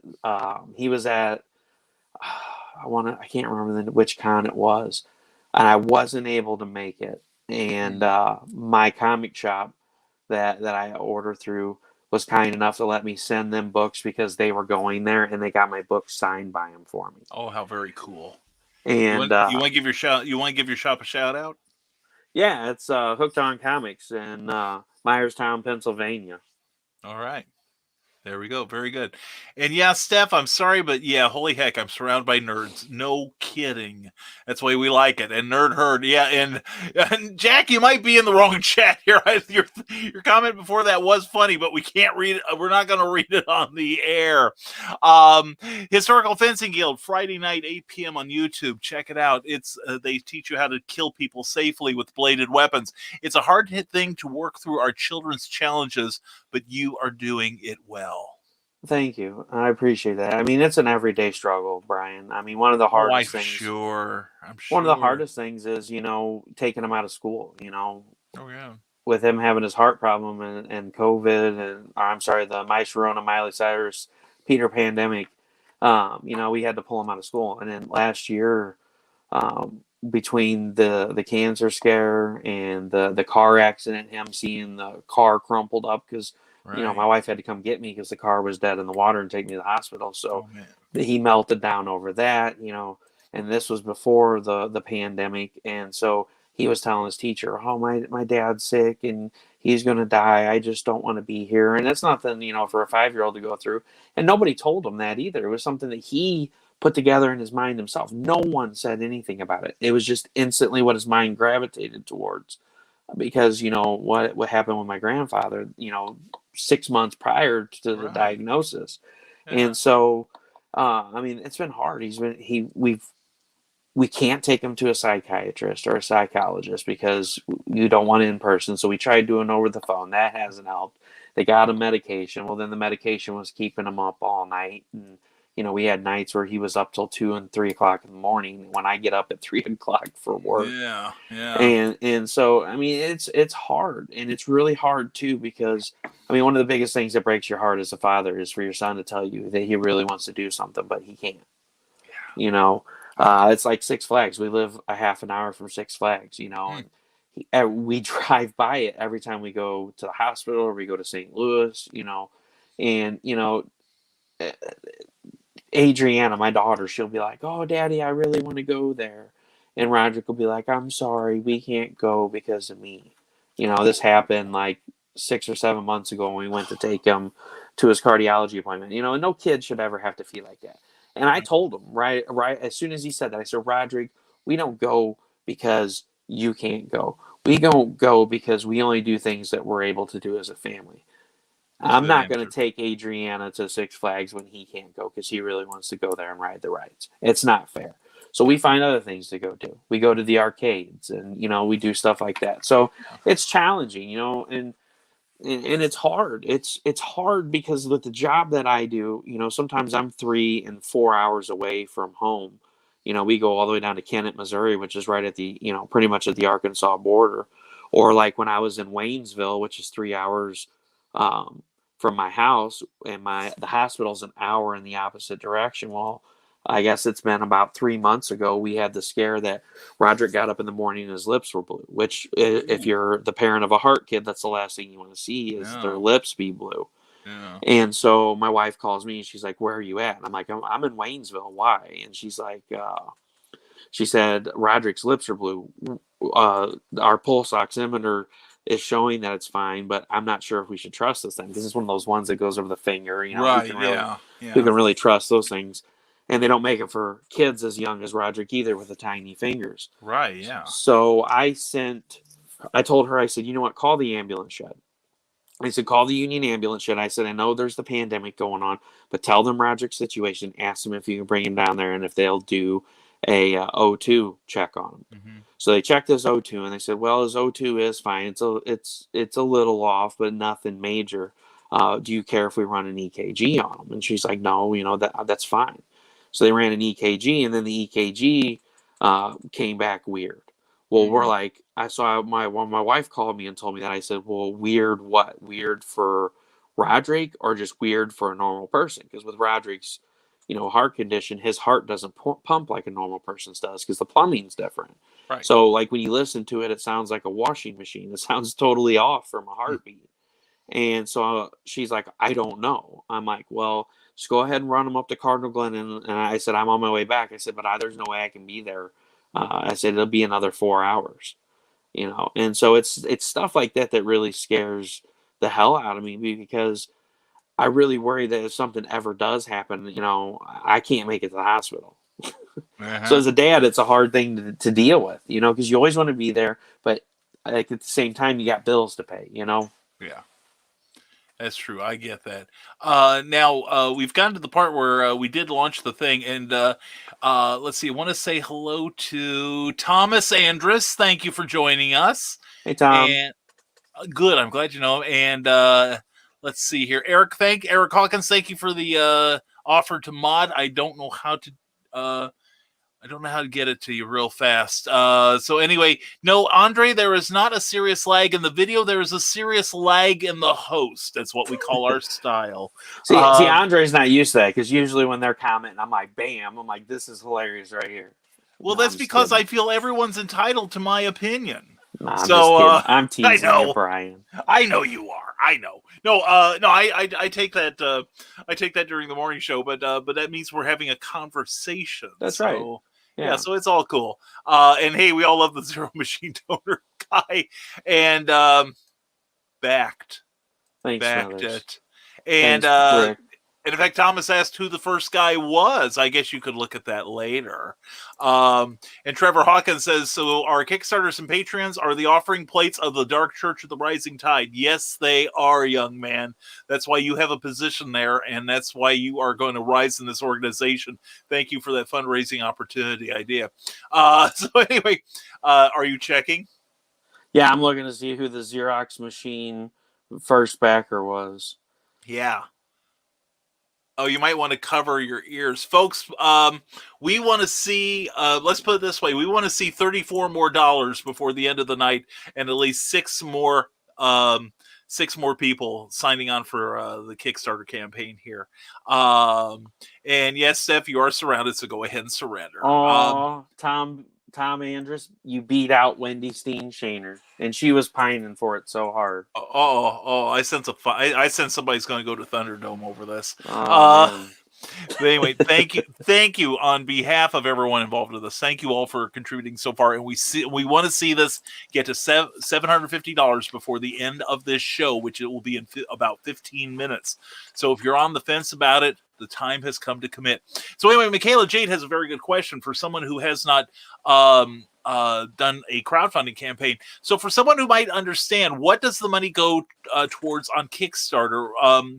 You're specific. You're asking for $1,500. Now, 10% is for Kickstarter itself. The administrative fees and the cost of them handling all your affairs. Because they will chase the people down so that you get the information to send them stuff and to get your payment for you, which half of that. Weeks. Yeah, half of that goes to Stripe, and then the other half goes to Kickstarter for the fees. So that 10%, like I said, half of it goes to the card handler, half of it goes to Kickstarter. Right. The rest of it I get. I did include the shipping in the cost of the books this time, so there's no extra shipping on the book. So the $30 that you see, or the $125 for the write-in tier with the exclusive limited hardcover, that is the end price on there. So basically, the funds for my Kickstarter, I can't speak for everyone else because some people do things differently. So the funds from this Kickstarter will go towards the print run of the book. Everything's done. I paid for the art. I paid for the editing. Everything's done and ready to go. The only thing I need to do is get the money to print the first print run. I'm also going to do an overrun that I'm contributing the money to. Anything made after whatever sells on the Kickstarter will be used to commission art for book 2. So basically, I'm not keeping a penny of anything that I make if I make anything on the Kickstarter. I'm mainly doing this because I want to get this project out there. I really want to get this book in the hands of readers because it really, truly is a great story. And I really think that people would love it if I can get it out there. So the funds from this book will, like I said, go into book 2. And then when book 2 funds, the exact same thing is going to happen. I'm going to pour all this money back into the project because who knows, by book 3, maybe we'll have a Dan Fraga cover on there. I'm going to make this thing the best thing that it can be, and you guys are going to benefit from it, not me. I want to make this the best that I can. And so basically that's where the money's going to go. Anything that you're of course it's going to go towards the stretch goals. It's going to go through the print run. But like I said, everything after that is getting poured into the next project. And we have some clarifications on the Dark Church of the Rising Tide here. And Amy Hale, we're close enough. Let's read her joke. Brain, I am what I am. Me, Popeye the Perv. So anyway, thank you for sharing that, Amy. And Luis Torres, good to see you. Glad you're here tonight. Welcome to the show with Russell Allen of Russ Explodes Studios, and we are backing his web, or not his webcomic, but his crowdfunding campaign, Xenonite Titan, the Fall Before the Rise, and we are at 19 backers, $716 towards that $1,500 goal. Let's see if we can get him to $750 before the end of the night. And everyone's saying hello to each other. And yeah, it's growing, and it's thanks to you people. Thank you very much. It is growing fast, and sincerely appreciate all of you. And thank you, Terry, for contributing to that.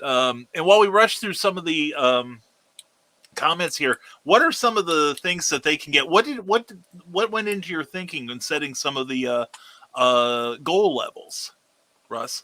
Like as far as the tiers or the stretch goals? Yeah, the tiers. Let's start there. The tiers. So the tiers, for $10 you get the digital, $30 you get the soft cover, and then there's a $125 tier, which is going to be the write-in tier. So 5 lucky guests, backers, victims, whatever you want to call them, will get to choose a name at the discretion of the author, or have their own name used as a character in the book. You might get killed off, you might not. I can't make any guarantees on that. You'll just be a character that may or may not last throughout the book. You may last for 5 pages, you may last for 50, you may last indefinitely. You also will get the digital copy, of course. You'll get a soft cover book, and you'll get one of the 5 limited hardcover books. So what I mean by limited hardcover books is the only hardcovers being offered on the campaign will be the 5 hardcover books that are in the write-in tier. Now, I am printing 25 hardcover books. 20 of those are being set aside as comps for the artist, editor, and of course I'm keeping one for each of my kids so they can have it as something to always hold on to, something to remind them to always chase their dreams. So there is being 25 being printed, but only 5 of those are being made available to the public. So once those are gone, those are gone. They will not be printed with that cover in that format in that edition ever again. So the only people that'll have those are the artist, editor, and those 5 people, and me, of course. So and then after that, we have the retailer tier. So I dialed that one back pretty much right on. Like, I'm not making anything off of it. You're just basically helping me print 10 books. For 10 books, it's $180. I think there's like $25 what I added when I figured up the shipping, extra for shipping on that. If you do back that tier, I think my contact just came out of my eye. Sorry. You still look the same to me. Ooh. Careful there. It's the worst feeling in the world. But anyway, that's why I don't wear contacts. I know what I'm doing. Yeah. But so I think that's the only one that does have extra shipping, but of course it'll be shipping 10 books. And other than that, for right now, that is it. So as far as the stretch goals go, at $2,000, we unlock the metal bookmark. Or no, I'm sorry, that's the Wendy Steen Shaner die cut sticker. At $2,500, we unlock the Pete Vasquez metal bookmark. And then at $3,000, we unlock the April Grady Reyna metal art card that she did. And there'll be more. I've got things lined up to do more things. And there may be some really cool stuff that gets added onto the campaign later on. Like, one of the things I'm test piloting right now is a possible 3D printed statue of Raziel. This actual this image you see behind me, 3D printed. So I'm quite excited to see how this pans out. So that may be something that's a limited offering. halfway through the campaign that, kind of spice things up. So. Very cool.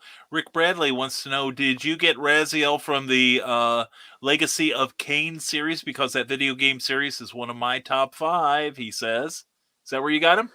Yeah, Legacy of Kain's one of them. Soul Reaver, yep.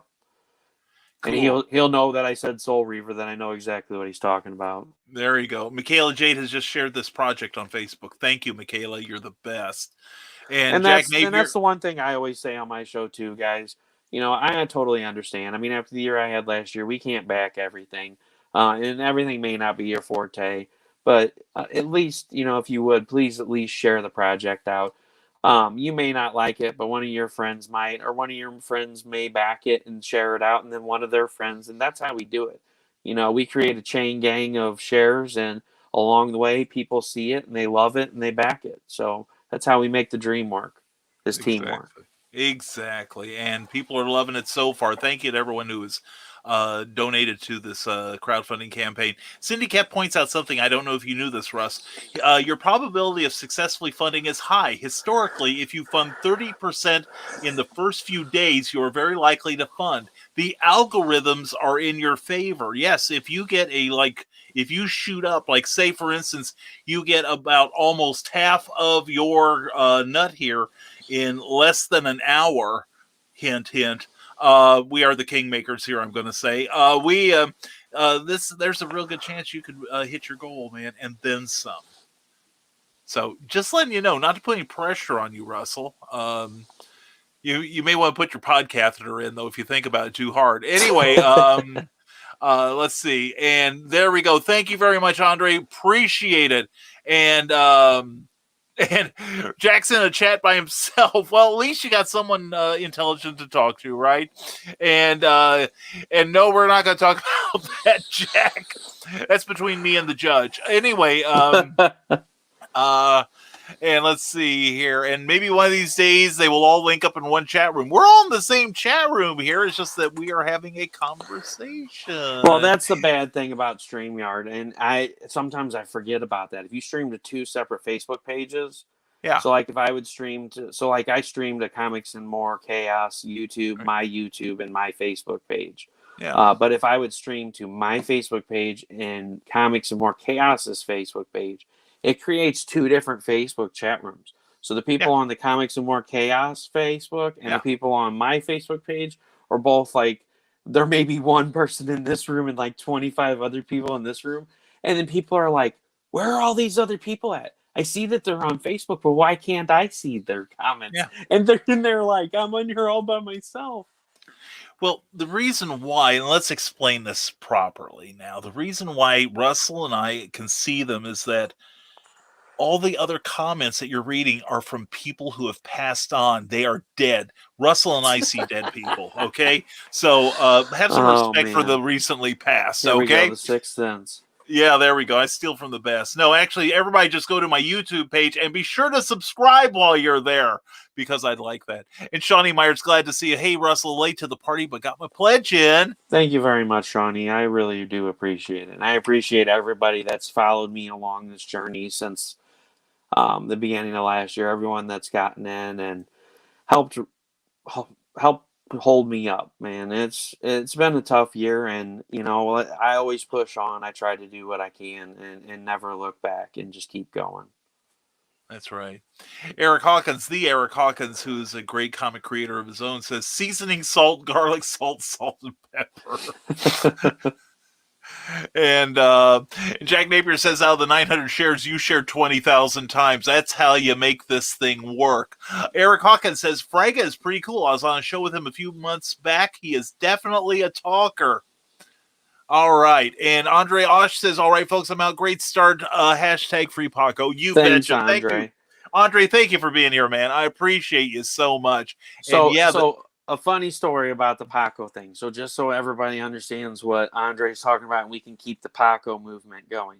So if you go and look at the Kickstarter and you look at the one piece of art done by Armando Ramirez, which is Raziel facing off against the Scepter there is a beast with 6 arms and an arm coming out of his chest, and Andre swears it looks like Pac-Man. Yeah. And so he called him Paco. And so we made up this whole storyline about how Paco no longer, since he got the axe in the book, that now he works at Paco Bell. Yokiro Paco, right? Yeah. Okay. Oh god, that's funny. Yo That's quiero great. Paco Bell. Yeah. Oh my And god. that's just me, when people come up with stuff, I just expand on it. And Andre's just like, so now every time Andre sees Xenon Anti-Titan, he has to bring up Paco. There you go. There you go. And everybody's congratulating you on your meteoric rise here. Eric Hawkins, who has launched some very successful campaigns of his own for his amazing Zombiful World of Oz comics, one of my favorite comics ever, goes, unless you make tens of thousands of dollars, there isn't much profit from Kickstarter or Indiegogo. Most of the funds go to printing and shipping and other odds and ends. Or you can be like some creators and just don't use it for any of your fulfillment at all. Anyway, no, but Russell's not going to do this. We're not going to editorialize, except on the morning show. But no, it's true. Unless you at this level, obviously you're it's not like you're going to make a living off of this one book. No, but it's all about getting the word out. Once you get 100 backers or 50 backers or 25 backers, whatever it is that gets your project off the ground, and you get that initial print run, you've just created a fan base. Even if over half of those people enjoy what they read, they're going to tell their friends. Then their friends are going to look. Some of their friends will look it up. Some of their friends won't, and that's how you start a following. And it's like I said before. If I do make anything off of it, it'll go into the next project. But I'm not looking to make thousands of dollars off this. I just really, truly want to create great stories that people are going to want to read and just keep writing them. And hopefully one day I can be in that place where I can just write a book and go straight to and publish it myself and sell it. But, we all have to start somewhere, right? That's right. You gotta build that foundation first. That's right. There's no fast pass as people have asked you, right, Brian? Right. As I keep saying, how do I get to where you are, Brian, without all the hard work? Yeah, well, if I knew, I wouldn't have done any of that stuff. I'd be a lot further along than I am. It's like I keep saying that it takes a long time to become an overnight sensation. And speaking of overnight sensations, this guy's worked for it too. The Legend of the Traveling TARDIS. Again, Christian Basil, thank you for having me on the show. Thank you. Biblical Spice returns. That's right. By God, it is. And also, he had a fantastic show tonight with Dr. Oh, God.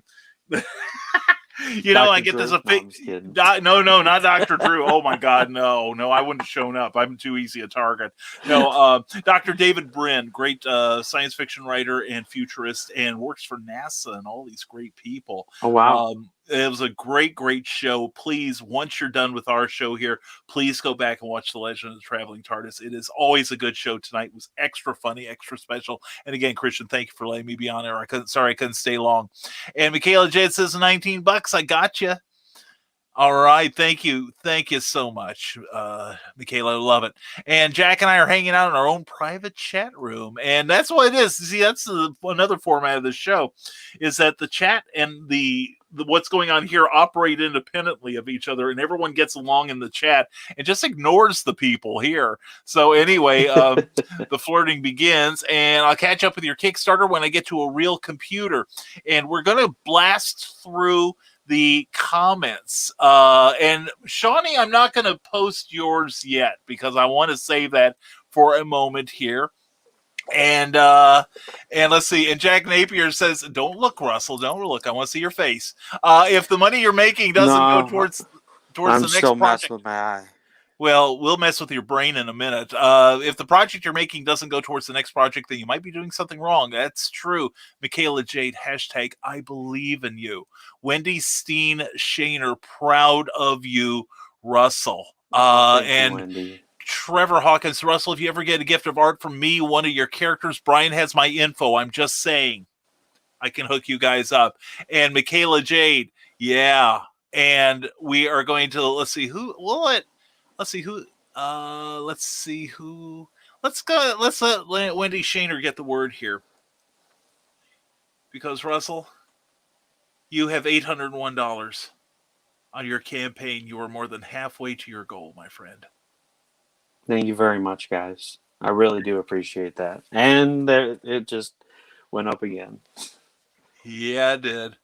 And 831. And thank you to everyone. And thank you for responding to the story. We didn't, we talked about this before the show, Russell and I, and we're not telling you Russell's story to pull on your heartstrings and say, oh, I got to help him out because he's got a soft, I've got a soft spot and he's got a hard luck story. No, we wanted to present this as a man who, despite the odds against him, is pushing and making the dream come true. So next time we're sitting around and we're thinking about what we've got in front of us, we need to be thinking about what's on the other side and work towards it. And Cindy Kep says it perfectly. Woot. So anyway, friends, and you are friends, trust me. And thank you to everyone from Russell's tribe for showing up here tonight. You guys are amazing. I think you are a blast. You really are.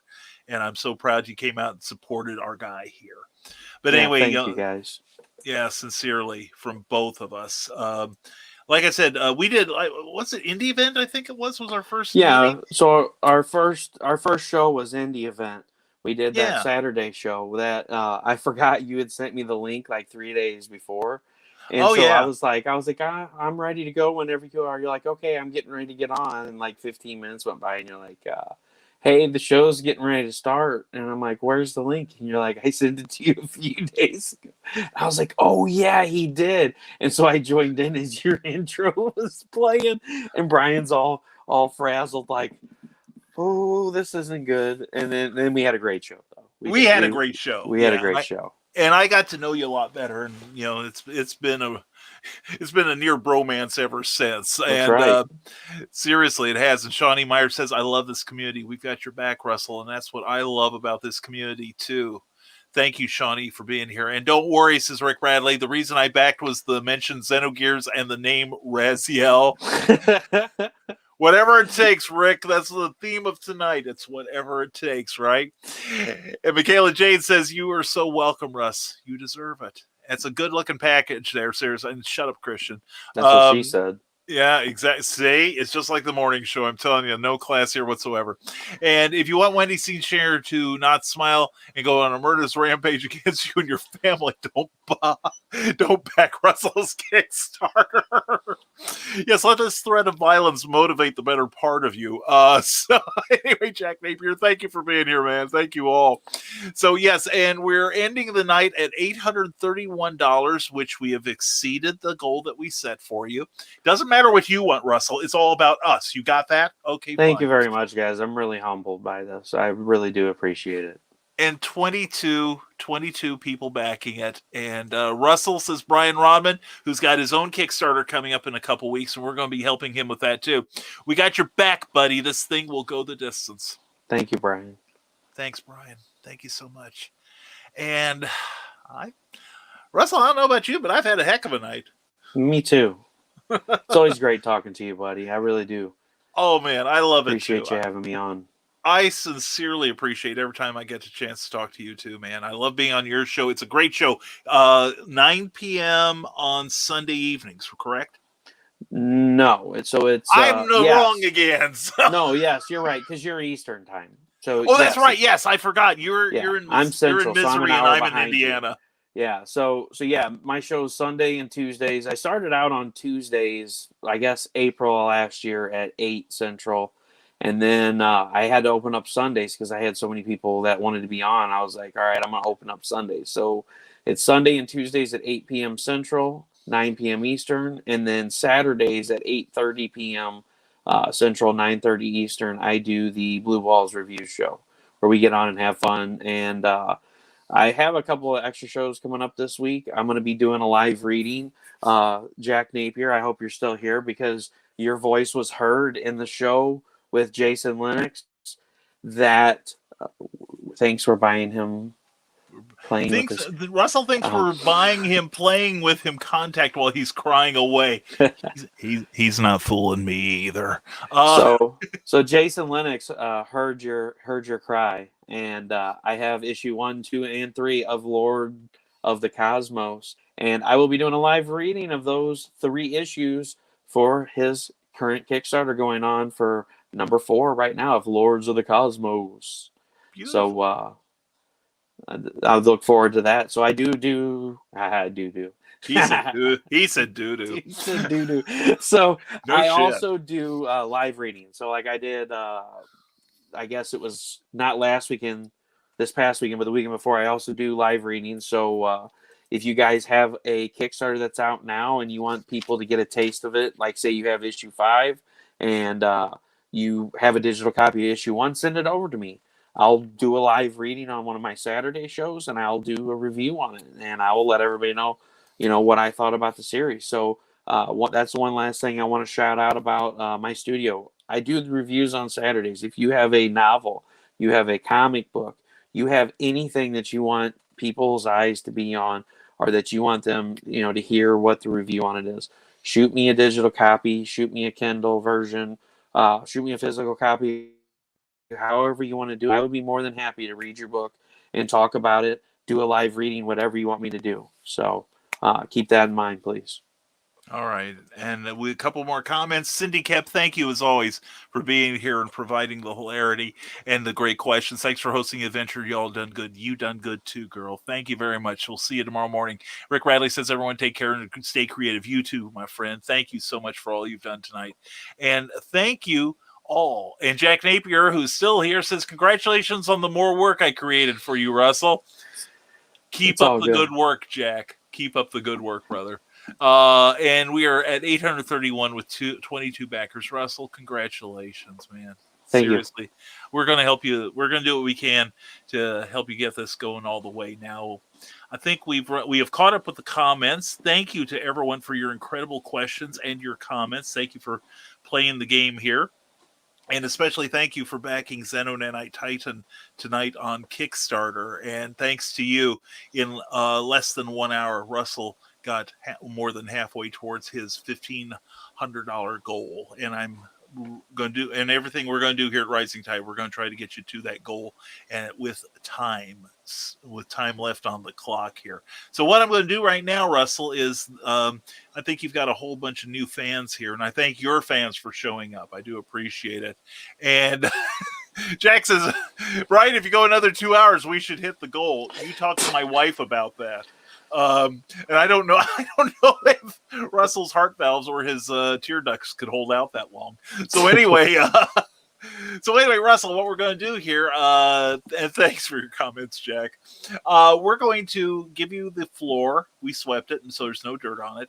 And tell everybody how they can keep up with you, okay, if they want to follow your adventures.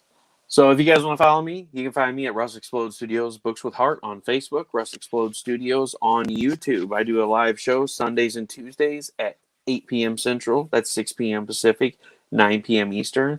Creative interviews, artists, authors, cooking show. We've got a 3D printer coming on. Like you said, I discriminate against nothing. If you want to come on and talk about how you play jazz, flute, or anything, I'll have you on my show. I love talking to people. So if you are a creator, you are an author, you are an artist, you are a cooker, whatever you are, and you would like to get your name out there and get on and have a fun time, hit me up. Right now I am booked out until the second week of, or maybe the third week of March, I think. So yeah, definitely message me. Don't wait. If you got a project coming out, message me. We'll set up a creator interview. We can get on. We can talk about your inspirations, talk about the project a little bit, and have a good time. Also, again, Blue Balls Reviews is Saturday night at 8:30 Central. That's 6:30 Pacific and 9:30 Eastern time. Get on, have a good time. Sometimes I do live readings. Most of the time I do reviews. And come check out all the technical glitches that happen on occasion. If you also want to follow me, check out www.xenonanitetitan.com for my website. There's a few items up. I think there's a cup and shirts up on my store, and I do updates on there. So once the Kickstarter funds and everything gets done with that, hopefully in the next few months you will start seeing books for sale on the author page. Most excellent, Russell. Thank you very much. And Jeffrey Hayes says, "Congrats, Russ. Onward and upward." Thanks, Jeff. Thank you, Jeff. And Jack Napier says, "Even if you're a crazy person like me, you can still be on the show with Russell." He's been on with me before. Yeah, he's let me on. So hopefully he's shooting higher than that now. But anyway, let's one last check. $831 towards the $1,500 goal, and 22 backers. Thank you, one and all, for your generosity. And thank you, everyone. Let's keep supporting this guy here. Keep sharing his message. Keep sharing his posts on the Kickstarter, and let's see him have to make up new stretch goals. I think that would be amusing as heck. Let's put him to the test here. And Russell is the best. So are you, James. Thank you for being here, man. Thank you for your support. It's greatly appreciated. So, Russell, what we're going to do is I'm going to mute you and put you in the background here, and then stick around, please, so I can say goodnight to you properly. I will. All right, but thank you, Russell Allen, for being on Clever Title Pending tonight. Thank you, everyone. I appreciate you back in. I appreciate it very much. Thank you. All right. Thank you, Russell Allen. All right. We're going to take him into the background there. And that leaves time for me to thank all of you. I definitely appreciate your being here and your contributing, being part of history tonight. That makes me happy. And we also want to thank Plasma Fire Graphics, Jeffrey Hayes, the one and only, a very talented guy. You saw his trailers at the top of the show, and you'll see him again at the end. Plasma Fire Graphics, when the look of your book matters to you, because it matters to your reader. That's what gets them to pick up that book and carry it off to the checkout counter, and that's what you want, right? Anyway, get with Jeffrey Hayes. He's at plasmafiregraphics.com on the interwebs, and also he's got a Facebook page for Plasma Fire Graphics. Please check out his amazing work and get to talking with him. And Jack Napier, thank you. Have a great night yourself, my friend. And thank you, Teresa Dunn. Thank you for being a part of it. And speaking of being part of it, thank you to Geek Insider for powering this episode, and to risingtide.pub, where check them out on Amazon. They've got all kinds of great books there. And also, if you go to risingtide.pub, you can sign up for my free monthly newsletter. Next issue goes out March 1st. And we would love to have you on our mailing list. We do not give away, sell, trade, or do anything like that to your contact information. Or if you don't want to go there, contact me directly if you have Facebook Direct Messenger, and send me your email. And I promise you'll never get any spam because of us. I promise you that. I hate spam. And thank you to Cindy Kemp for the countdown clock that launched this Kickstarter campaign. And thank you, Kyle Guthrie, for the one that started out this show. Thank you both very much. I appreciate you both very much. And as always, wherever you're watching the show right now, if you're on Facebook, whether it's on Kathy Jackson's books or Rising Tide Publications, please, if you enjoyed any part of this, give the video a like, or the Rising Tide Broadcast Network, give this video a like. And also, please like the page you're watching on it, because it helps your hosts a whole lot.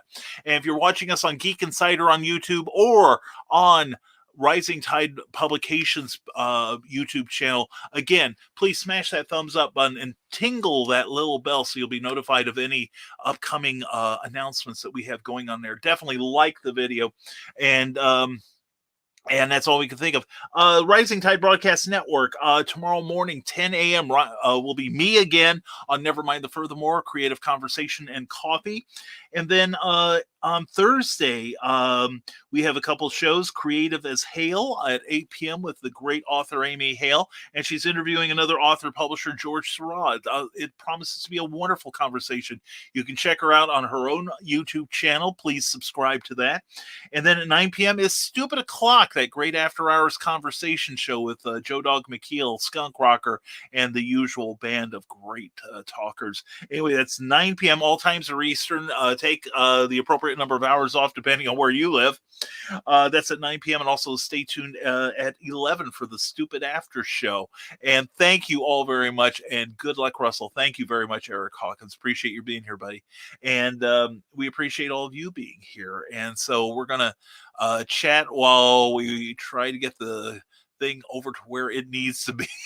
So I need a director for the show so bad. But anyway, thank you for joining us here on Clever Title Pending for February 16th, 2021. And we want to tell you that next week's guest will be the one, the only Bobby Nash, BobbyNash.com, AbrahamSnow.com. Bobby will be talking about his newest project, which involves the fantastic character Abraham Snow. And how does it relate to me? Huh? And what does Jeffrey Hayes or John Hartness or Charles F. Milhouse have to do with it? You'll find out 1 week from tonight, 8 p.m., 7 p.m. Central Time on Clever Title Pending with the great Bobby Nash. He's fantastic. You're gonna love him. He's a joy. And this is his first solo show, so let's see how many words I can get in. But anyway, thank you all for being here tonight. Definitely appreciate it. Thank you to everyone who has supported Xeno Titan #1, and we're going to get to the finish line in style. And we hope we'll see you on some of our other programs in the near future. All right. So anyway, everyone, thank you very much again for being here. This is your host, Brian K. Morris, telling you as always, stay smart, stay safe, wash your hands, never apologize for being awesome. I had a whole audience full of awesome people, including you. Thank you. And thank you to everyone who's listening to us on iHeartRadio and Amazon Music and Spotify. Thank you for making us your podcast of choice. And so everyone, take care. We'll see you tomorrow. Never mind the furthermore. We'll see you next Tuesday on Clever Title Pending. Have a great one, everyone.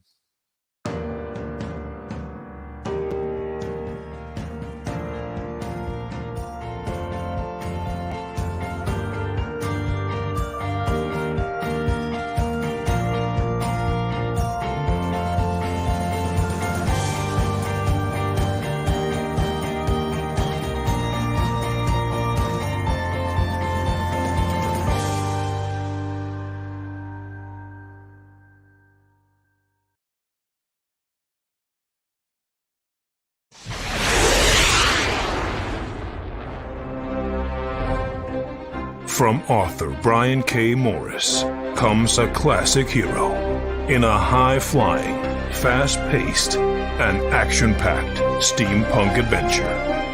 The original Skyman battles the Master of Steam with an introduction by comics icon and historian Roy Thomas. A Rising Tide, an Ace Comics publication. Available now in print or digital format on Amazon.com.